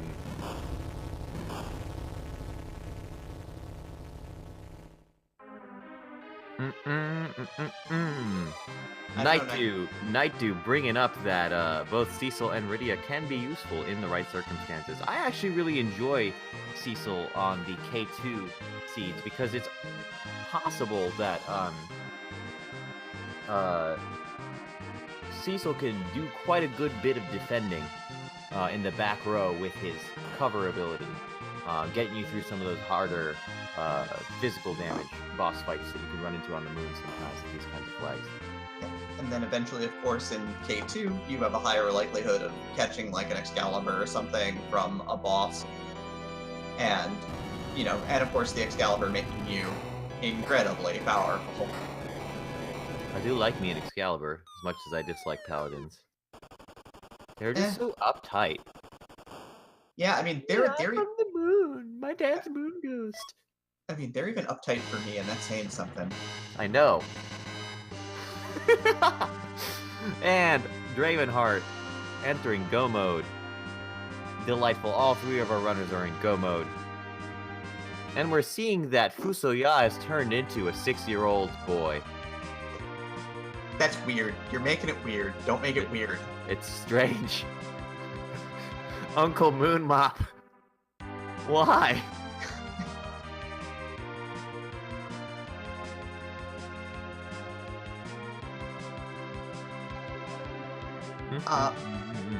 I'm sorry, Night Dew. The Final Fantasy XIV OST is just a treasure. It is definitely probably the best Final Fantasy OST, which is saying something.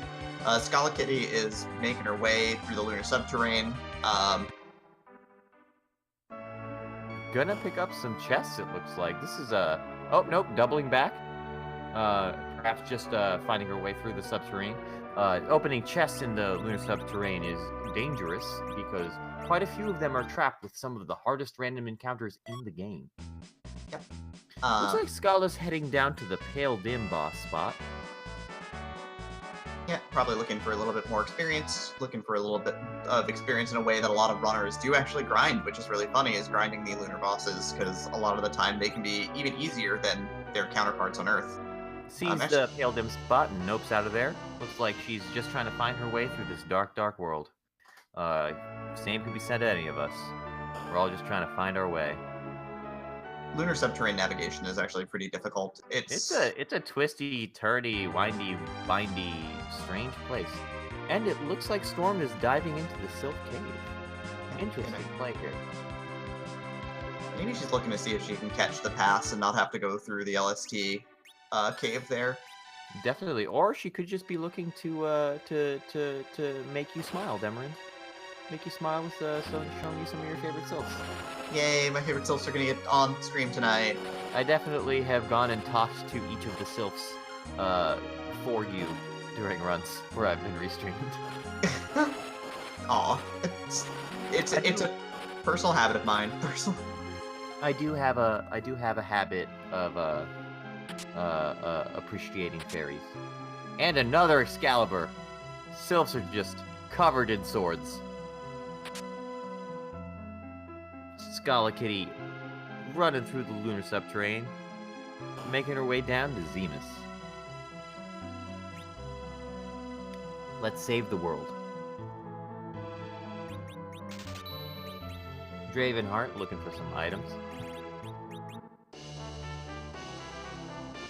And of course, one of the reasons why I appreciate this community so much is going on in chat right now is everybody is talking about their favorite JRPG composers and soundtracks, and nobody's hands down for me. And sadly no one's mentioned Motoi Sakuraba yet, so that's just how it goes. So I'm gonna throw his name into the mix as well as my personal favorite. The Star Ocean 2 soundtrack really sticks with me an awful lot. Interesting. I've never played the Star Ocean series. I started the first game. It didn't grab me the way that I wanted it to. But I played it as an adult, and things change. Yeah, indeed. Basically, Indeed and in boom. Sakuraba does keyboards. He's pretty fantastic. I do appreciate a good keyboard. And it looks like SchalaKitty is fighting some King Ryus to grind up. Oh wow, and StormCrazyIowan is not gonna even need to summon not even gonna need to make the summon happen. She got the pass in the Sand Ruby. What a lovely play. That's just delightful. I'm really happy to see that. So, and she's ground up, I believe, having finished her grind, so it looks like she is going to go straight to the Z-Man himself, and we're gonna see ourselves, what the Z flag is all about. Demerine, what is the Z flag all about? So, the last boss is Zeromus. Right. You know, angry spirit of destruction. Beige spirit of destruction. And hatred. And hatred, but instead he's, SchalaKitty's designed a ton of them, but there are a ton of sprites that can take his place, and I've seen some really, really amazing ones right now, and so I'm always excited to see what comes up here, because this is, like, one of the best parts of the run at this point. Yeah, so the Z flag randomizes which sprite appears in Zeromus's sprite's place. Now, the boss script is the same. It's just that we get a delightful little piece of randomization there that brings us a boss from all sorts of different places, and it's really, really exciting to see. Another bit that we didn't quite get to see this time is that the song that Edward plays on his harp when you head to Cave Magnus and take on the Dark Elf to disable the Dark Elf's powerful magnetic field is also randomized. And it's a closely guarded secret by the developers. There's some really great tracks in there, too. Absolutely. My favorite is still the harp version of Man with the Machine Gun. If only because I'm trying to imagine Edward trying to do that on a harp.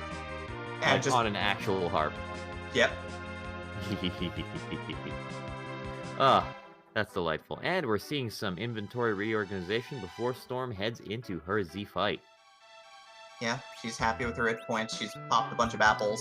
She'd probably pop a bunch more apples if she really wanted to stop back at Meanwhile, SchalaKitty SchalaKitty is doing some more dragon-on-dragon violence. When will it end, folks? When will it end? I'm as fond as Demerine is of fairies, I am that fond of dragons, folks. I'm also quite fond of fairies as well. There's a little-known secret about AlexaLeFay. The Fae is actually because I like fairies. Natara now mentioning the Kingdom Hearts music as well. Yeah, that's Yoko Shimomura. She's absolutely brilliant. I love the Kingdom Hearts music. She also did the soundtrack for Final Fantasy 15, so she's a Final Fantasy soundtrack person. Oh, and I am just getting into Final Fantasy Goodest Boys. It's really making me happy. And of course we've got StormCrazyIowan. She's there. 1 hour and 40 minutes. She is on the dais. She is on the altar. We have Zeromus. Look, the regular sprite, vanilla, totally normal.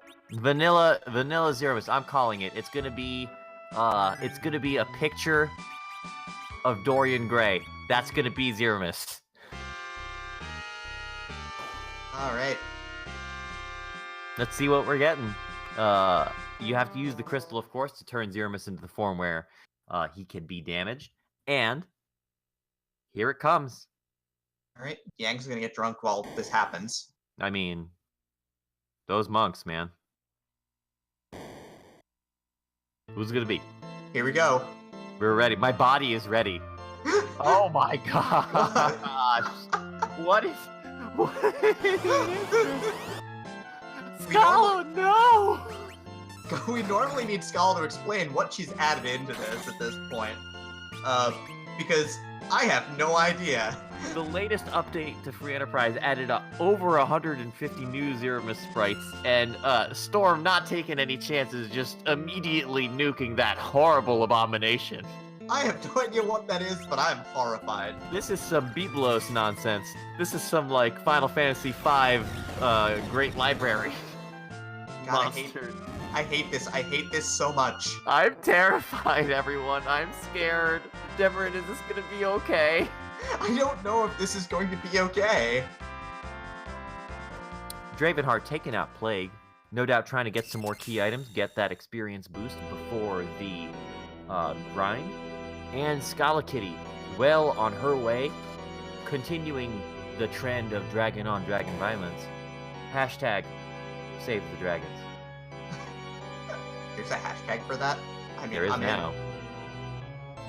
Hashtag yes all speedrunners. Oh, god damn it.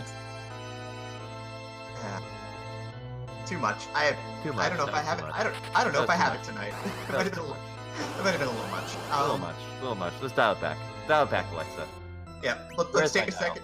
Let's take a second to recover and watch as StormCrazyIowan gets her frontliners zerked up and ready to rock. Has her backliners casting spells. Zerked up. Yes. Now, it's a very nice tactic against Zero Miss, and indeed in other parts of the game, to cast Berserk on your melee fighters. Berserk in this game improves the damage and speed of your melee fighters, in addition to not having to input commands for them, ends up giving you more turns overall across the board. It is a delightful tactic to use against Zero Miss, particularly when you're trying to do fancy things like time nerfs. Speaking of timing nerfs, Demerine, what does that mean? What does that even mean? So there's a tricky mechanical piece to the Zero Miss fight, where, as you can see, the one ability Zero Miss uses repeatedly, with some delay, is Big Bang. He's creating the universe, folks. He truly is a god among books. Yeah, the laws of the universe mean something to him, I guess. And so what ends up happening is that this ability does around 2,300 damage base, roughly, give or take a little bit. But what ends up ultimately happening is that if you see how he shakes before the effect starts up, and it looks like he's scared. He's quivering. He's quivering in fear. So between now and the Big Bang, if you can cast a spell on him, he'll cast a nuke in return, which of course hurts like heck. But also, what ends up happening with that shake is that when he casts the nuke, it changes his magic damage stat to a lower number, so Big Bang does about half of that damage. As you can see right now, Big Bang ripping in for anywhere between 1,400 and 1,900 hit points, thanks to the power of magic resistance and evasion. It's actually quite delightful, because Storm has used the golden apples on, I can't remember which one she used, but she used apples enough to bring her party's HP up high enough that it doesn't really matter if she's eating full power Big Bangs at the 2,200 level HP, because she could just heal that up and just go wild with physical attacks. It's really quite delightful. Very, very smartly played. Dravenheart finishing up the Dr. Luge fight. Gonna get rewarded with whatever the key item in this spot was. I cannot recall for the life of me. She warped for the pan and she'll get the Baron key too, not that she ends up needing it. Right. Thank you. But that might bring her up to the 10 key items that no doubt she wants before her grind. Yeah. And it looks like Schala may have finished her grind. Going back for a quick cabin and a save. She might be wanting to continue the grind. And Storm is just plugging away at Beebismus. Yep. I don't know if I'm pronouncing that right, but who knows? Who knows? I mean, SchalaKitty knows, but she's currently on a save point in the middle of the lunar subterrane and can't help us. Gonna be dead soon, miss. Hopefully. So StormCrazyIowan had to deal with the use of Black Hole from Zero Miss, which nullifies all status effects, so usually you'll use Slow on Zero Miss to get more actions in. You'll Berserk your party. That all gets wiped out and reset, so you have to sort of set back up under the possible Big Bang coming right down the pipe right afterwards. And Dravenheart going to activate the moon ship, the lunar whale, from Mysidia. And SchalaKitty doing a few more grind fights, wants a couple more levels. I don't blame her. The Z fight is dangerous, even if you have gold apples. It is difficult. Oh, and Natara appears to have found what this boss is. Let's take a quick gander. Wow. Bibuzu is the antagonist of Final Fantasy Fables Chocobo Tales, an evil spirit trapped in a book. He was accidentally released by Black Mage Chroma and Chocobo. That is wonderfully obscure. Thank you for that, Schala. You can't hear me now, but I am just grinning ear to ear. And GG to Storm. Taking down Zero Miss. And she is our first official finisher. We actually were using SRL to time this, so she is going to farm points off of Draven and Schala, I guess. And let us see if we can get Storm in for an interview. Yep, her time was 1 hour, 47 minutes, and 6 seconds. GG to you, miss. GG. That was a textbook Zero Miss fight, I have to say, with the slight modification of the unnerfed Big Bangs, given the HP. Yep, she definitely did it by the book. Buy the book. Buy the book, huh? I see what you did there, Demerine. You went for it first. Oh, I like commentating with you. SchalaKitty doing a few more fights. Gonna grind up. Dravenheart not far behind. Gonna do that walk down the lunar subterranean and take on Zeramis herself. Oof. Good job to Storm, our first place finisher. Let's see if we can pull her in.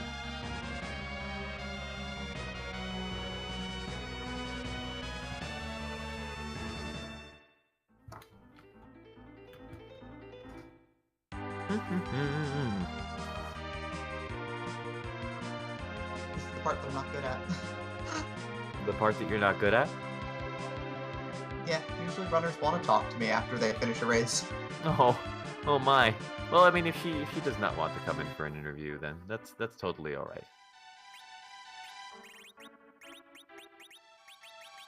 SchalaKitty doing a few more grind fights against these dragons, and Dravenheart heading towards the omelet spot. Gonna use some sirens, take out some dragons. When will the violence against dragons end? Well, Storm's not violencing any dragons anymore because she's done. Dravenheart is. They're eggs. They're not even really dragons yet, are they? And you think that's better? Wait, since when did I become the voice of reason? You're not. Never mind. Don't be unreasonable, Alexa. Ah.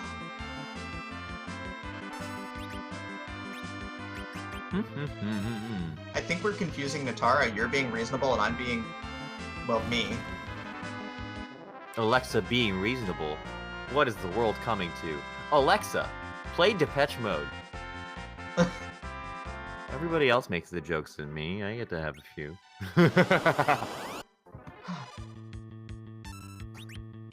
I'm still terribly amused at the time that we did commentary and we had somebody complaining in chat that we were setting off their Alexa.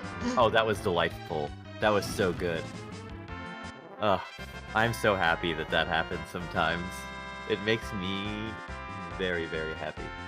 Oh, what a lovely race this has been.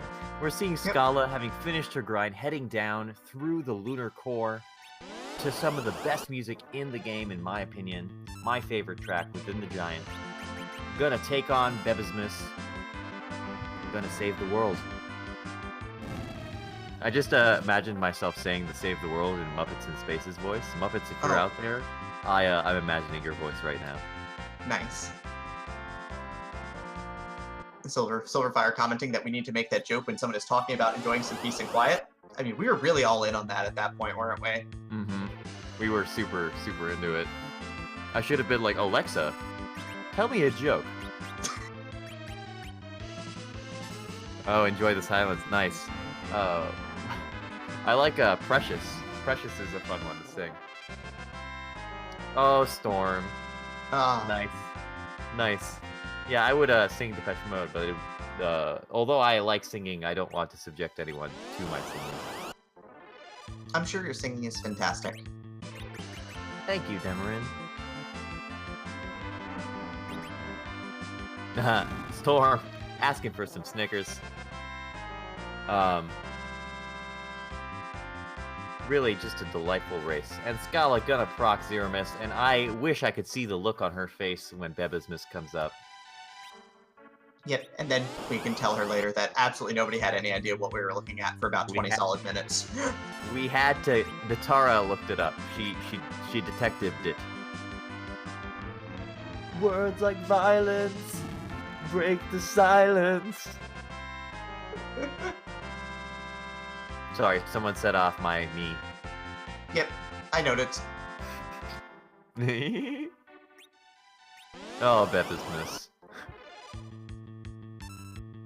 And Dravenheart, crack it open some more eggs. Again, what do the dragons ever do to you, besides have all those delicious, delicious experience points? I mean, the experience points are the most important part of any nutritious and delicious breakfast. Scala's nuking away at Zeramis. Of course, she's got a hit point pool that makes absorbing these nukes and healing through them pretty much the simplest thing around. Fire it up. Sorry, that was for Wells. Wait, are we really playing StarCraft again? I mean, I'm making the noises. I had a roommate, and she did the best Tassadar ever, which threw me off like nothing else. Executor. That was way better than that. Oh yeah, absolutely. I don't have a weird nose like Tassadar. It bothers me though how different Tassadar looks from the rest of the Protoss. I really thought one thing that was interesting about that game. I really enjoyed how after in like Brood War the Protoss start saying Intaro Tassadar. Yep. So cool. All right, Schala is got her two frontliners zerked up. She's going to time out this nuke to make sure that she gets the nerf on the Big Bang. Timing it well. Not that she really needs to nerf, but honestly, Palom with that Stardust Rod is going to be doing max damage nukes, and really just destroying Bebismus. Just poor book, honestly. Although I don't know how much of a jerk this book really is.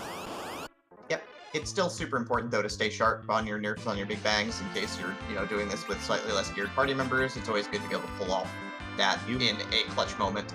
You must construct additional crystals. Well, our runners constructed all the crystals. Okay? Okay, Aldaris. Okay, you wanna maybe stop telling me what to do? Aldaris, can I get a sausage and mushroom pizza? And of course, speaking of textbook, Schala did get a textbook nerf off on that last Big Bang. Her entire party, I think the top end damage taken was 1100. The book puns. The book puns, you're reading my mind. I mean, it's encyclopedic at this point. Oh my. Well, take a look. It's in the book. It's Zeromus, the final boss of this game. Gotta say that those nuke animations are lengthy. I do know that there are runners out there of this game that don't use nuke in this boss fight because of how long the animation is and how long Zeromus's counters are as well. Yeah, I'm on team. Let's mash that nuke button as hard as we can because I just need to get out of this fight. That is one place where you and I agree, my friend. It's not always the safest thing to do, but I just will take the 20% chance of losing the fight to take the 80% chance of getting out of it 2 minutes faster, which is not ideal. Storm's end time was, I believe, 1:42:06. Question in chat. Yeah, actually, 147. 147, excuse me. I gave her 5 seconds. 5 minutes. 5 hours. 5 years. Just went all in on that mistake. Yep, and of course the thing that is happening that nobody wants to see happen, which is Rosa getting a nuke counter in the face. I mean, I'm into it. I'm not. And it's difficult, especially with Zerk fighters, to get a party member who can use a curative item on poor Rosa. Although with that Cure 3 going off, we should be good. Black Hole rendering those Zerk fighters a little less Zerked. It did look like Schala was considering using Wall on Rosa, just to better defend against those nukes, maybe prevent herself from experiencing that desperate situation again. Noticing that those Cure 4s are only doing about 600 HP, I wonder if Rosa has perhaps an Artemis bow or Heron robe equipped. Yep, probably does. Both of those reducing your white and black magic stats by 15 apiece, which is a significant chunk of output. I mean, with levels, you can get those stats up pretty high, but the potential 30-point penalty that you can take is really bad. Absolutely. Chat confirming that the Heron robe is equipped on Rosa. Yep.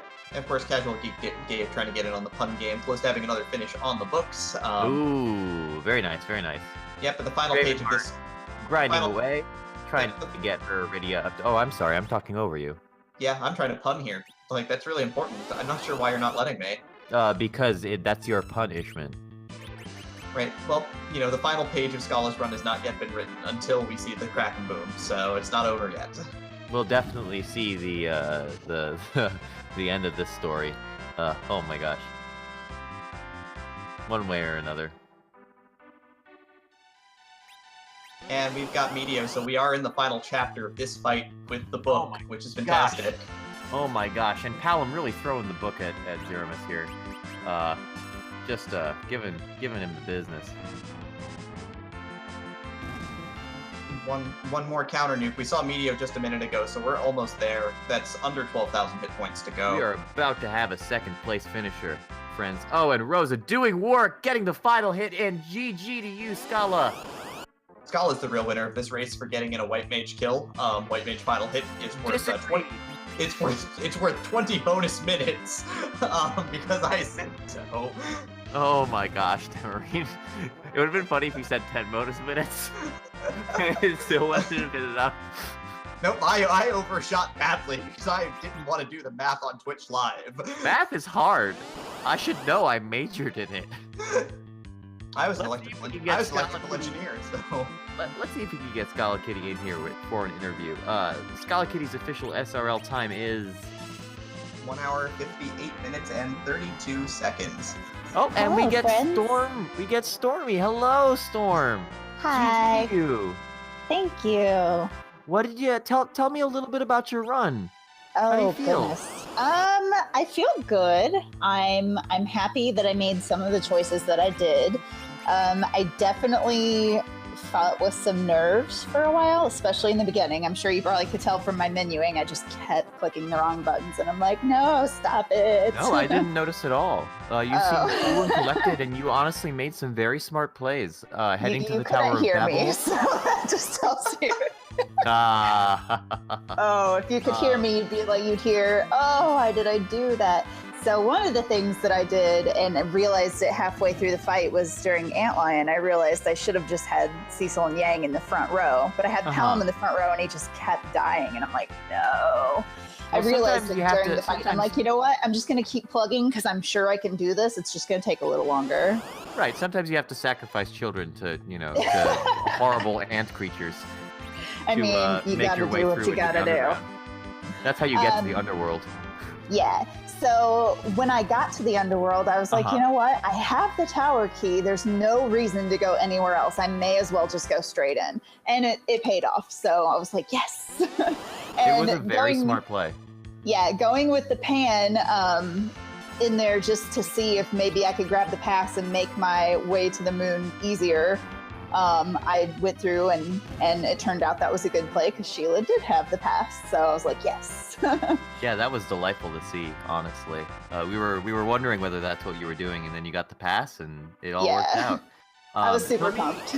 Tell me a little bit about your reaction to the Z Sprite and how your I was like, what is that? That's pretty much my wording, and it's funny because Raptor's playing Breath of the Wild, but he could see my screen, and he looked over and he's like, "Oh!" I was like, "Yeah, I know, right?" I know who it is. Well, I hello bet you there, do. Schala. GG to you too, man. GG, Schala. It's Bazubu from Chocobo Tales. Oh, okay. Yeah, I had no idea. That was a new one for me. Chocobo Tales is totally a game that is worth your time. I will tell you that. It's very cute and very sweet. And Bazubu is actually a really fun villain, so I was really happy to sneak him in there. I've never even heard of it. What is it on? It's a DS game. Oh, okay.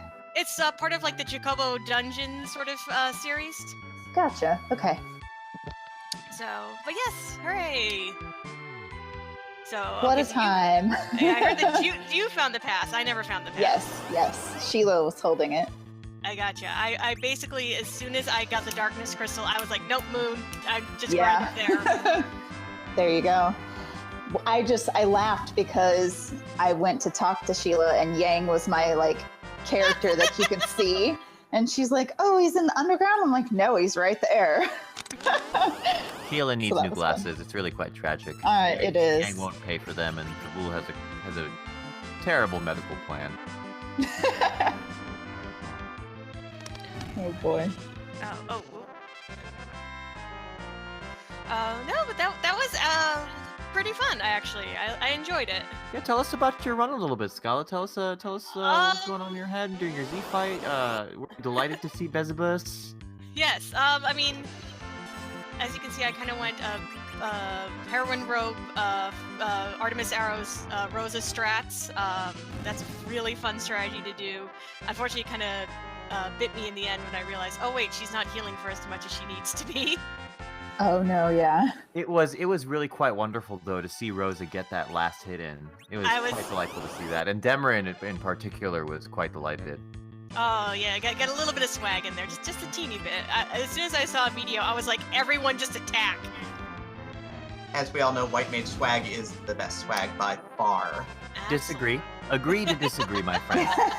Agree to disagree. Imagine that. Alexa disagrees. Who would have thought? Right? The Black Mage disagreeing? Right? I mean, I have to I be. see I'm the only one who ditched Rydia also. When I got Bahamut for her, I was like, okay, let's go.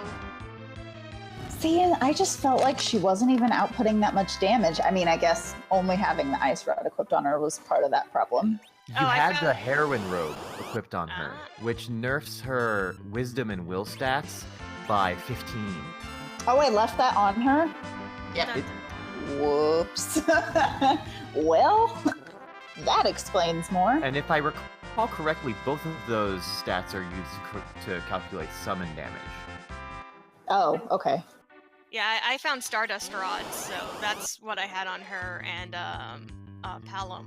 I was very pleased about doing the cast Stardust during the gauntlet. I thought that was really a cool strat. I like that too, Schala. That was really nice to see. Both of you did really well. It was really a pleasure getting to commentate for you during this race. I was quite flattered when you guys asked me. And Demerine was as well. We both were talking about it earlier. Thank you so much for the opportunity. It's really lovely to be here. Absolutely, we're wonderful to have such wonderful friends of the Valkyries and friends within the Final Fantasy IV Free Enterprise community. We're absolutely delighted to have you. Oh, She said thank you. everything I could say, so. This is just delightful. I'm just smiling. It's nice to be smiling on a Sunday night. Yeah, this is absolute joy. Look at all those cosplayers in chat. I was going to say, I have to be on Team Black Mage, so I'm a Black Mage cosplayer. I saw so much great cosplay this weekend. We had 2D Con here in town, and Oh, lovely.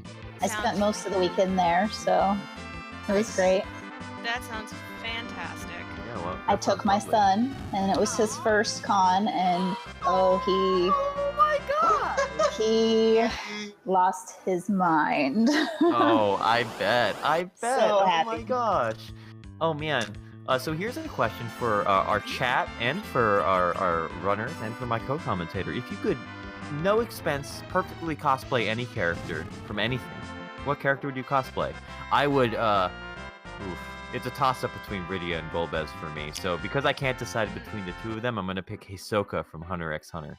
I once met Nice. an amazing Amano-style Rydia cosplayer. She was absolutely fantastic. Like, full, like, beaded out regalia kind of deal. I think I've seen a picture of this cosplayer before. Probably. If I could pick any cosplay, no amount of money spared. Probably, I love the A Monotella, right? Yes. that's- Probably Red Mage, I think would probably be a really good one. I love the Red Mage like aesthetic, but I happen to be able to have a legit Black Mage hat, and that's kind of the direction I went. Only other thing, I did once pay a good chunk of money to have a Lazard de Acericus suit like coat done. But that's probably the most expensive cosplay piece I own. Just want to cut in here. It appears that Dravenheart has finished her grind and is heading down to take on Zeromus. Yay!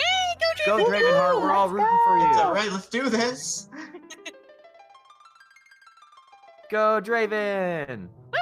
Yay! Oh, that's such a hard choice. I always said I Ooh, wanted to cosplay Perfect Rydia. Celeste, Jesse from Breaking Bad, Oh, Amano so from good. Rydia, Super Mac the Knife from Super Mario RPG. That's a good one. Oh, that's Yeah. so good. If you can perfectly cosplay it. Ignis complete with the recipe book. Oh, Night Dude, he's a good boy. Oh man. Naidu, I 100% know some absolutely amazing Ignis cosplayers, and you can now get the Final Fantasy 15 community is really fantastic. They put together an entire fan cookbook. Nice. Now you can make toast just like Yes. Ignis. And they have, and if you ask them, they'll give you the file so you can get it professionally printed. And Oh the my professionally printed gosh. ones are so gorgeous. I love his little finger snap. It feeds my soul. I've come up with a new recipe. I love the finger snap too. Ugh. I mean, So Ignis. good. Also, Ignis allows Oh, us to make sure that we have the most important rule of Final Fantasy met, which is every Final Fantasy party has to have a team mom. Yes, Ignis is definitely team mom. Who's the team mom in Final Fantasy IV's vanilla final party? Because it's not Rosa. It's Rosa, by It's far. not Rosa. Rosa is absolutely team mom. She's team mom right from the start when she's I think basically it's yelling at Cecil. Cecil. I think Nah, it's Cecil. I think absolutely Cecil's the not. mom. Rosa's the dad. Well, Cecil does try to convince Rosa and Rydia to stay back on Earth. Because the mom is overprotective. No, that's because Cecil. No, that's because Cecil's an idiot. Cecil is pretty dumb. Oh yeah, just leave your only source of high-level damage and curative magic. Yeah, Rosa's definitely team mom. She's the brains of the operation, without a doubt. Silverfire letting the birds go out. Oh man, no, Rosa is the mom. Cecil is just a disaster. Cecil's the problem child. Yep. And I know that I think Tina Hax was mentioning that she would do Haunted from Octopath Traveler, which I think is a really awesome choice. I really Yeah. need to play that game. A friend of mine has a Switch, and he's been lording it over me, I have to say. Yep. All right. And in Final Fantasy VI, everybody, it's obviously Terra is Team Mom. She literally her Yes. storyline is Team Mom. I don't know Oh, yeah. what anybody else would ever say otherwise. You can't, like, there's No, nobody I else agree. in Final Fantasy VI. Final Fantasy V, Barris. No, Lena. Lena's team mom. Lena's No, okay. kind of Lena's super mom, and you know why? Because she takes care of the dragons and stuff. She's like got the maternal instincts. But like, Natara is right. Terra is the best team mom, 100%. And of course, speaking of the cosplay thing, if I could cosplay a character perfectly, it would be Ishnola from Final Fantasy XIV. Oh, Nice. the Very design good is choice. So good. I also want to can't- point out that in Chrono Trigger, Chrono's mom is the best mom. Oh, actually, you know what? It would be really cool to do a actual, like, legit Schala cosplay. That would be really fun. There you go. I would love to cosplay Scala as well. It's like I have a friend who's a seamstress. I have my girlfriend does jewelry. So that there you go. There's dress and pendant, and then Scala, can your girlfriend make me shirtless gold bracelets? maybe if she doesn't, I actually know a after years Blonde. old as cosplayer. You do? I do. A wonderful cosplayer by the name of Jackie, who we met at Anime Week in Atlanta, and we're still in contact. Oh, that's cool. Yeah, Yeah, I need some of those bracelets just because they're cool. You know what I mean? Like he has them. He's good. I mean, if you wanted smaller ones though, like if you wanted more like fashionable kind of ones, absolutely, because you could probably get like some beautiful dyed tiger's eye. I think would be fantastic for that. That's a good idea. Tiger's Eye is a beautiful stone. I've been Yeah. rocking Labradorite lately. A friend of mine has a art gallery, and he sells like these really ornate wire wrapping Oh, yeah. stones. And a group of my friends all bought these like Labradorite pendants, so I just had to have one as well. And I've been That's wearing it so like pretty much cool. nonstop. That's so cool. The only like pendant I have like that is I have a heliotrope or a bloodstone. that The my thing is girlfriend though, gave is me. that this pendant, it just like it seems to be reacting to these doors that I keep finding everywhere. Oh. Oh, she's coming Okay, in. she's doing it. It's time. Go Draves! Draven Bay, you can do it. Draven Bay. Draven Bay. Draven. Draven Bay. Oh.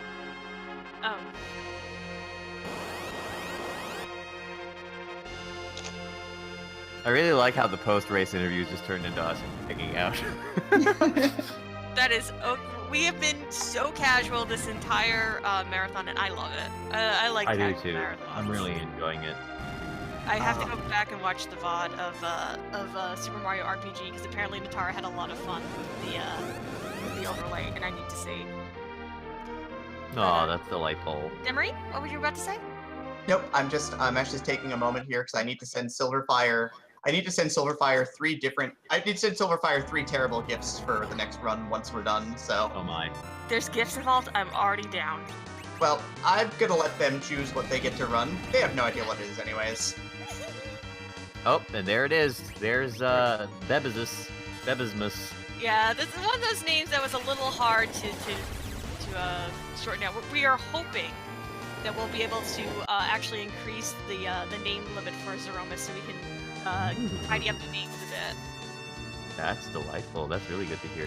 Yes, and hopefully I'll be able to take a good look at the request list. I know a bunch have been coming in, but Morg kind of screens it for me. So hopefully That's we'll be nice able. That's nice of him. Hopefully we'll be able to go through and add in some more sprites for our next patch. I'm super duper excited to see what people bring up. Though I have now promised the Beyond Chaos Queenie that we're going to include Clockmas for them. Nice. Clock percent.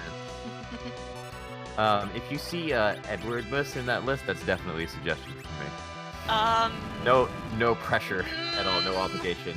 You know what? I don't mind. Oh, now I know that Edwardmus is already in the rotation. Already in there, not. Yes, already in there. I took special care with that one. So, Ooh. so for whoever gets it, NPC block. NPC-omus. They're definitely. I have some fun ideas. I'm that. super into this. I love it. So Draven is doing some speedrun tech here. Yeah. She's nerfing big bangs with wheels. Oh yeah. Oh, lovely. And I see that Dravenheart dropped Rosa for Forum. Yeah, those safety strats are good. I'm always a fan of that double, making sure you've got the white mage and the double black mage. But I don't know, not keeping Rosa seems weird. Well, we'll have to ask when she's finished. Absolutely. Oh, thank you, Bilbotics. I'm so glad that people have really enjoyed the Royale. We've been working behind the scenes planning this for a few months now. And it's definitely been a lot of fun. We do, as Natara points out, we do have one run left. One of our newest members, one of our Einherjar, Silverfire, is going to be doing Final Fantasy I Rando. So I'm super duper excited to see that. And we got to be lucky enough that we actually finished a little ahead of schedule. So hopefully they won't be up too late. But I'm hoping y'all will stick around, stay for that run. I think. Maybe you want to stick around to see the end of that. Wink, wink. Ooh, secret. Secrets. Oh, come on, Alexa. You know me. You know I always have a secret or two hiding. I do appreciate your propensity for secrecy. It's merely that I just have a lot of projects going on all the time. I'm a big fan of projects. Oh yeah, me too. I get bored of them. But that's okay. Yeah, I gotta keep busy, or else my mind turns in on itself. Oh. Much like Zeromus turning against the party. Yeah, unfortunately she's got Porum down, but hopefully. Okay, yeah, There she's got goes life. Porum. She's got life and elixirs. She's got the backup there. She's got this. By the way, where were the sirens? I never found them. The sirens were at Agart, I believe. Oh, I skipped right on over that because I was like, Hook Seed. That's fine. We good. You were the first person through the underworld, by the way. Through the Yeah. Hook Seed. Well, I got lucky. So, Hey, everyone- hey! Hmm? You pushed What? the buttons. That was you. You're pushing the buttons. I do remember though that Antlion fight being no, that wasn't that bad actually. It was what was before Antlion? It was the Dark Elf. It was Dark Elf. Yeah, Dark Elf was a little trickier because he's just so fast in that spot. He changed. He changed. And he was incredibly fast at that spot. Was Yes. tearing people up pretty badly. I was very glad. I think that I never wiped anything. That I consider to be an accomplishment. I thought you played very well. Oh, Skala. thank you. I hope you all did enjoy me taking a little pause when I found the magma key, and then just staring down Valvalis like, I'm not I saw fighting that. you. I saw that. I definitely saw you taking that magma key pause, and I Just commented going- on it. Yeah, that was the thing that happened, certainly. I love doing stuff like that when I'm restreamed. Like Oh. mashing the R button when I'm upset. Come on, Draven, you can You've get got there. this, Draves. We don't have anything to worry about with Harper. She's playing. She's nice. got it. She's got it. She's Nice, got this. nice safe strategies, just holding it together. Yep.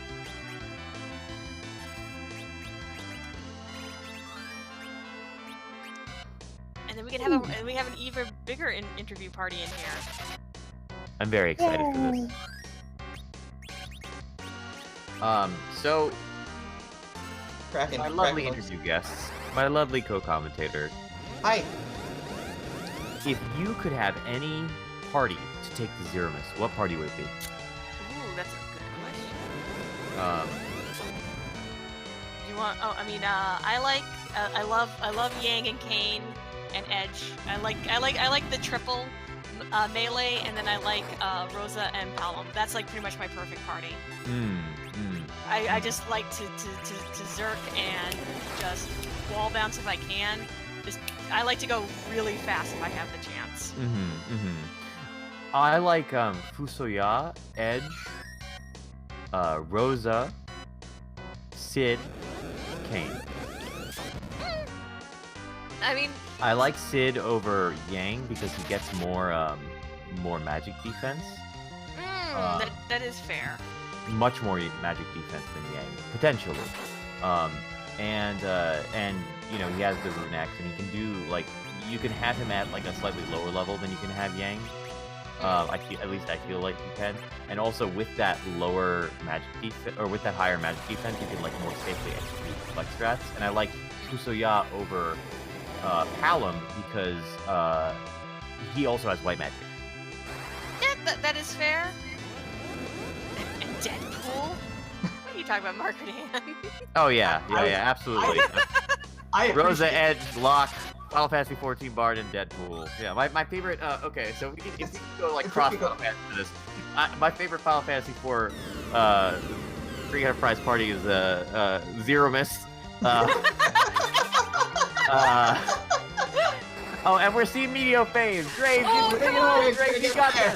Come on, you can get there! Jafar, he's our man. If he can't do it, great. There she And he's goes! at the slash. Come on in here for an interview. I don't think she can hear us yet, but I'm sure she will get there in just a in second. a moment. I just kind of said it for the benefit of the world. Yeah, she'll be here in a minute, I'm sure. Natara, yes, 5 times Zero Miss. It's my party. I can't remember Oh if my you can gosh, Nike with the perfect party. Sorry, you were saying? fight- I can't remember if you can fight Zero Miss in Record Keeper yet, because that'd be really fun to see what kind of parties people bring to Zero Miss Oh, in how would Record they Keeper. even? That would be I don't know. amazing. I mean, Absolutely, yeah. Record Keeper I think has it's good, so like- much stuff in there. I would not be surprised Yeah. if Zero Miss was. They tend to not do the end bosses Yeah, And they I saved wonder if them. that's because they're saving them for. for whenever they decide to end it. Hmm. I mean, I really they- like the... Hmm? I was just gonna mention, speaking of like alt Final Fantasy games, I really like the Golbez sprite in Brave Exvius. Oh yeah, the one where he like takes off his helmet and then it reveals that he's always canonically had his long silver locks. I love that. Mm-mm. Oh, Golbez. Don't laugh, Demerine. I looked through just about every single like monster sprite in Brave Exvius because I was looking for Welcome, good sprites. Dravenheart. Ravenheart. Hi! GG, Miss. GG. I was looking for Welcome. good to sprites. Well done. Did it! Ravenheart. You did it. GG! And I didn't GG, have to Miss. go looking for GG. things on the moon, thank goodness. Well done. Yeah, we didn't see You any did moon it. bosses this time. We didn't even see Wavern. I didn't see Wavern. I No didn't one see saw the one. Wyvern. We didn't I'm see so any sad moon we bosses put on this time. W2 just in case. It doesn't happen every I time. No one didn't saw sadly. the Wyvern. I'm so sad we Much put to on my W2 chagrin. just in case. It doesn't That happen Wyvern every Wavern time, is sadly. super elusive. Much to my chagrin. The hidden, crouching Zemus, hidden wyvern. I'm kidding. The hidden, crouching. No, that just did not land at all. Crickets. Sometimes you have to commit to being the fool. No, that just did and then not everybody land It's at all. laughs. okay. Crickets. No one laughs at the joke that you told me. Sometimes That's you have to true. commit to being You miss Sadly. 100%. And You then miss everybody 100% of the It's shots okay. that you throw at No one zero laughs at miss. the joke. Sadly, Alexa, though, nobody laughs at the jokes. That's that you make. true. You miss Sadly. 100%. That's not true. No, that's very not true, actually. That's hurtful. Oh, all right, maybe that was a little too much. Stick to white magic. Did you really just tell me to? What are you Wait, did you swiping really her just? for? Did you really swiped just her tell me? first. You really just told me to stay in my lane. Oh God. I did. I did. Ah, Don't go Draven, what- chasing what- waterfalls. Draven, what are your thoughts about the seed? Yeah, Since tell we- us about the seed. Yes, we all kind of discussed it earlier, but please, Draven, tell us what you thought. I think it was trolly, but I'm happy I didn't have to go chasing for items on the moon because whenever I normally roll a K2 seed, I'm usually diving for things on the moon. I mean, I take full responsibility as the one who rolled the seed that I rolled you all of it. Hook seed, woo! I mean, the double tower was probably my favorite part. I did like that play a lot. The double tower was just nice and clean. You got both items that you needed remaining, and it was just go from there. And I really liked it. Yeah, exactly. It's like it was just like a fancy meal. Speaking of fancy meals, I want Ignis to cook for me all the time. Oh my god, that That would would be be pretty fantastic. amazing. I mean, All right. Oh, thank you, chat. Aw. Oh my Yeah. gosh, we're happy to do it. I'm here and Always, delighted.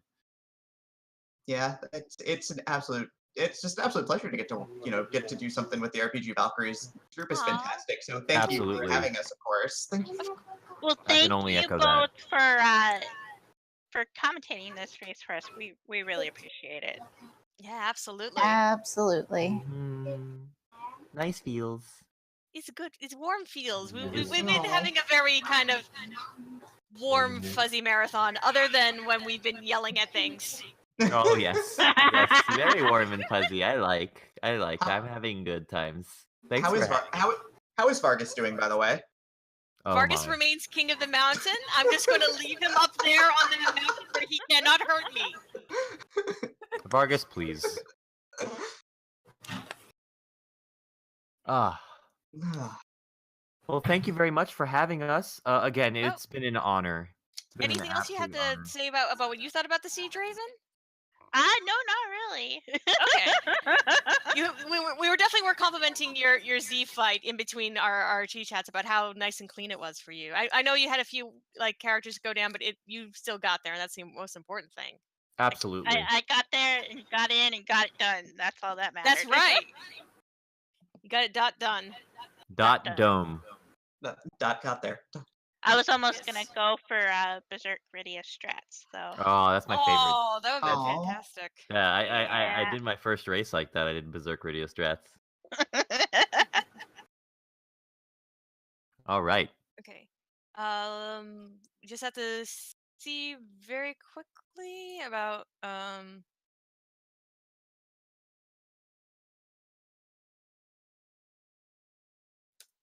Okay.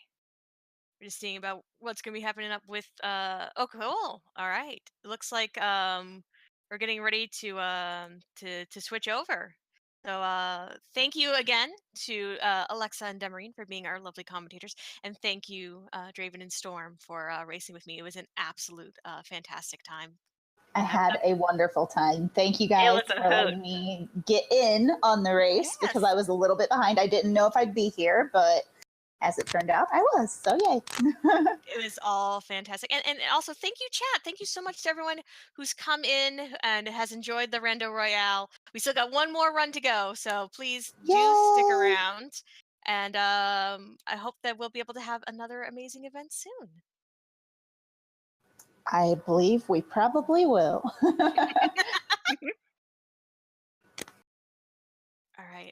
Well, thank you all again, and we're gonna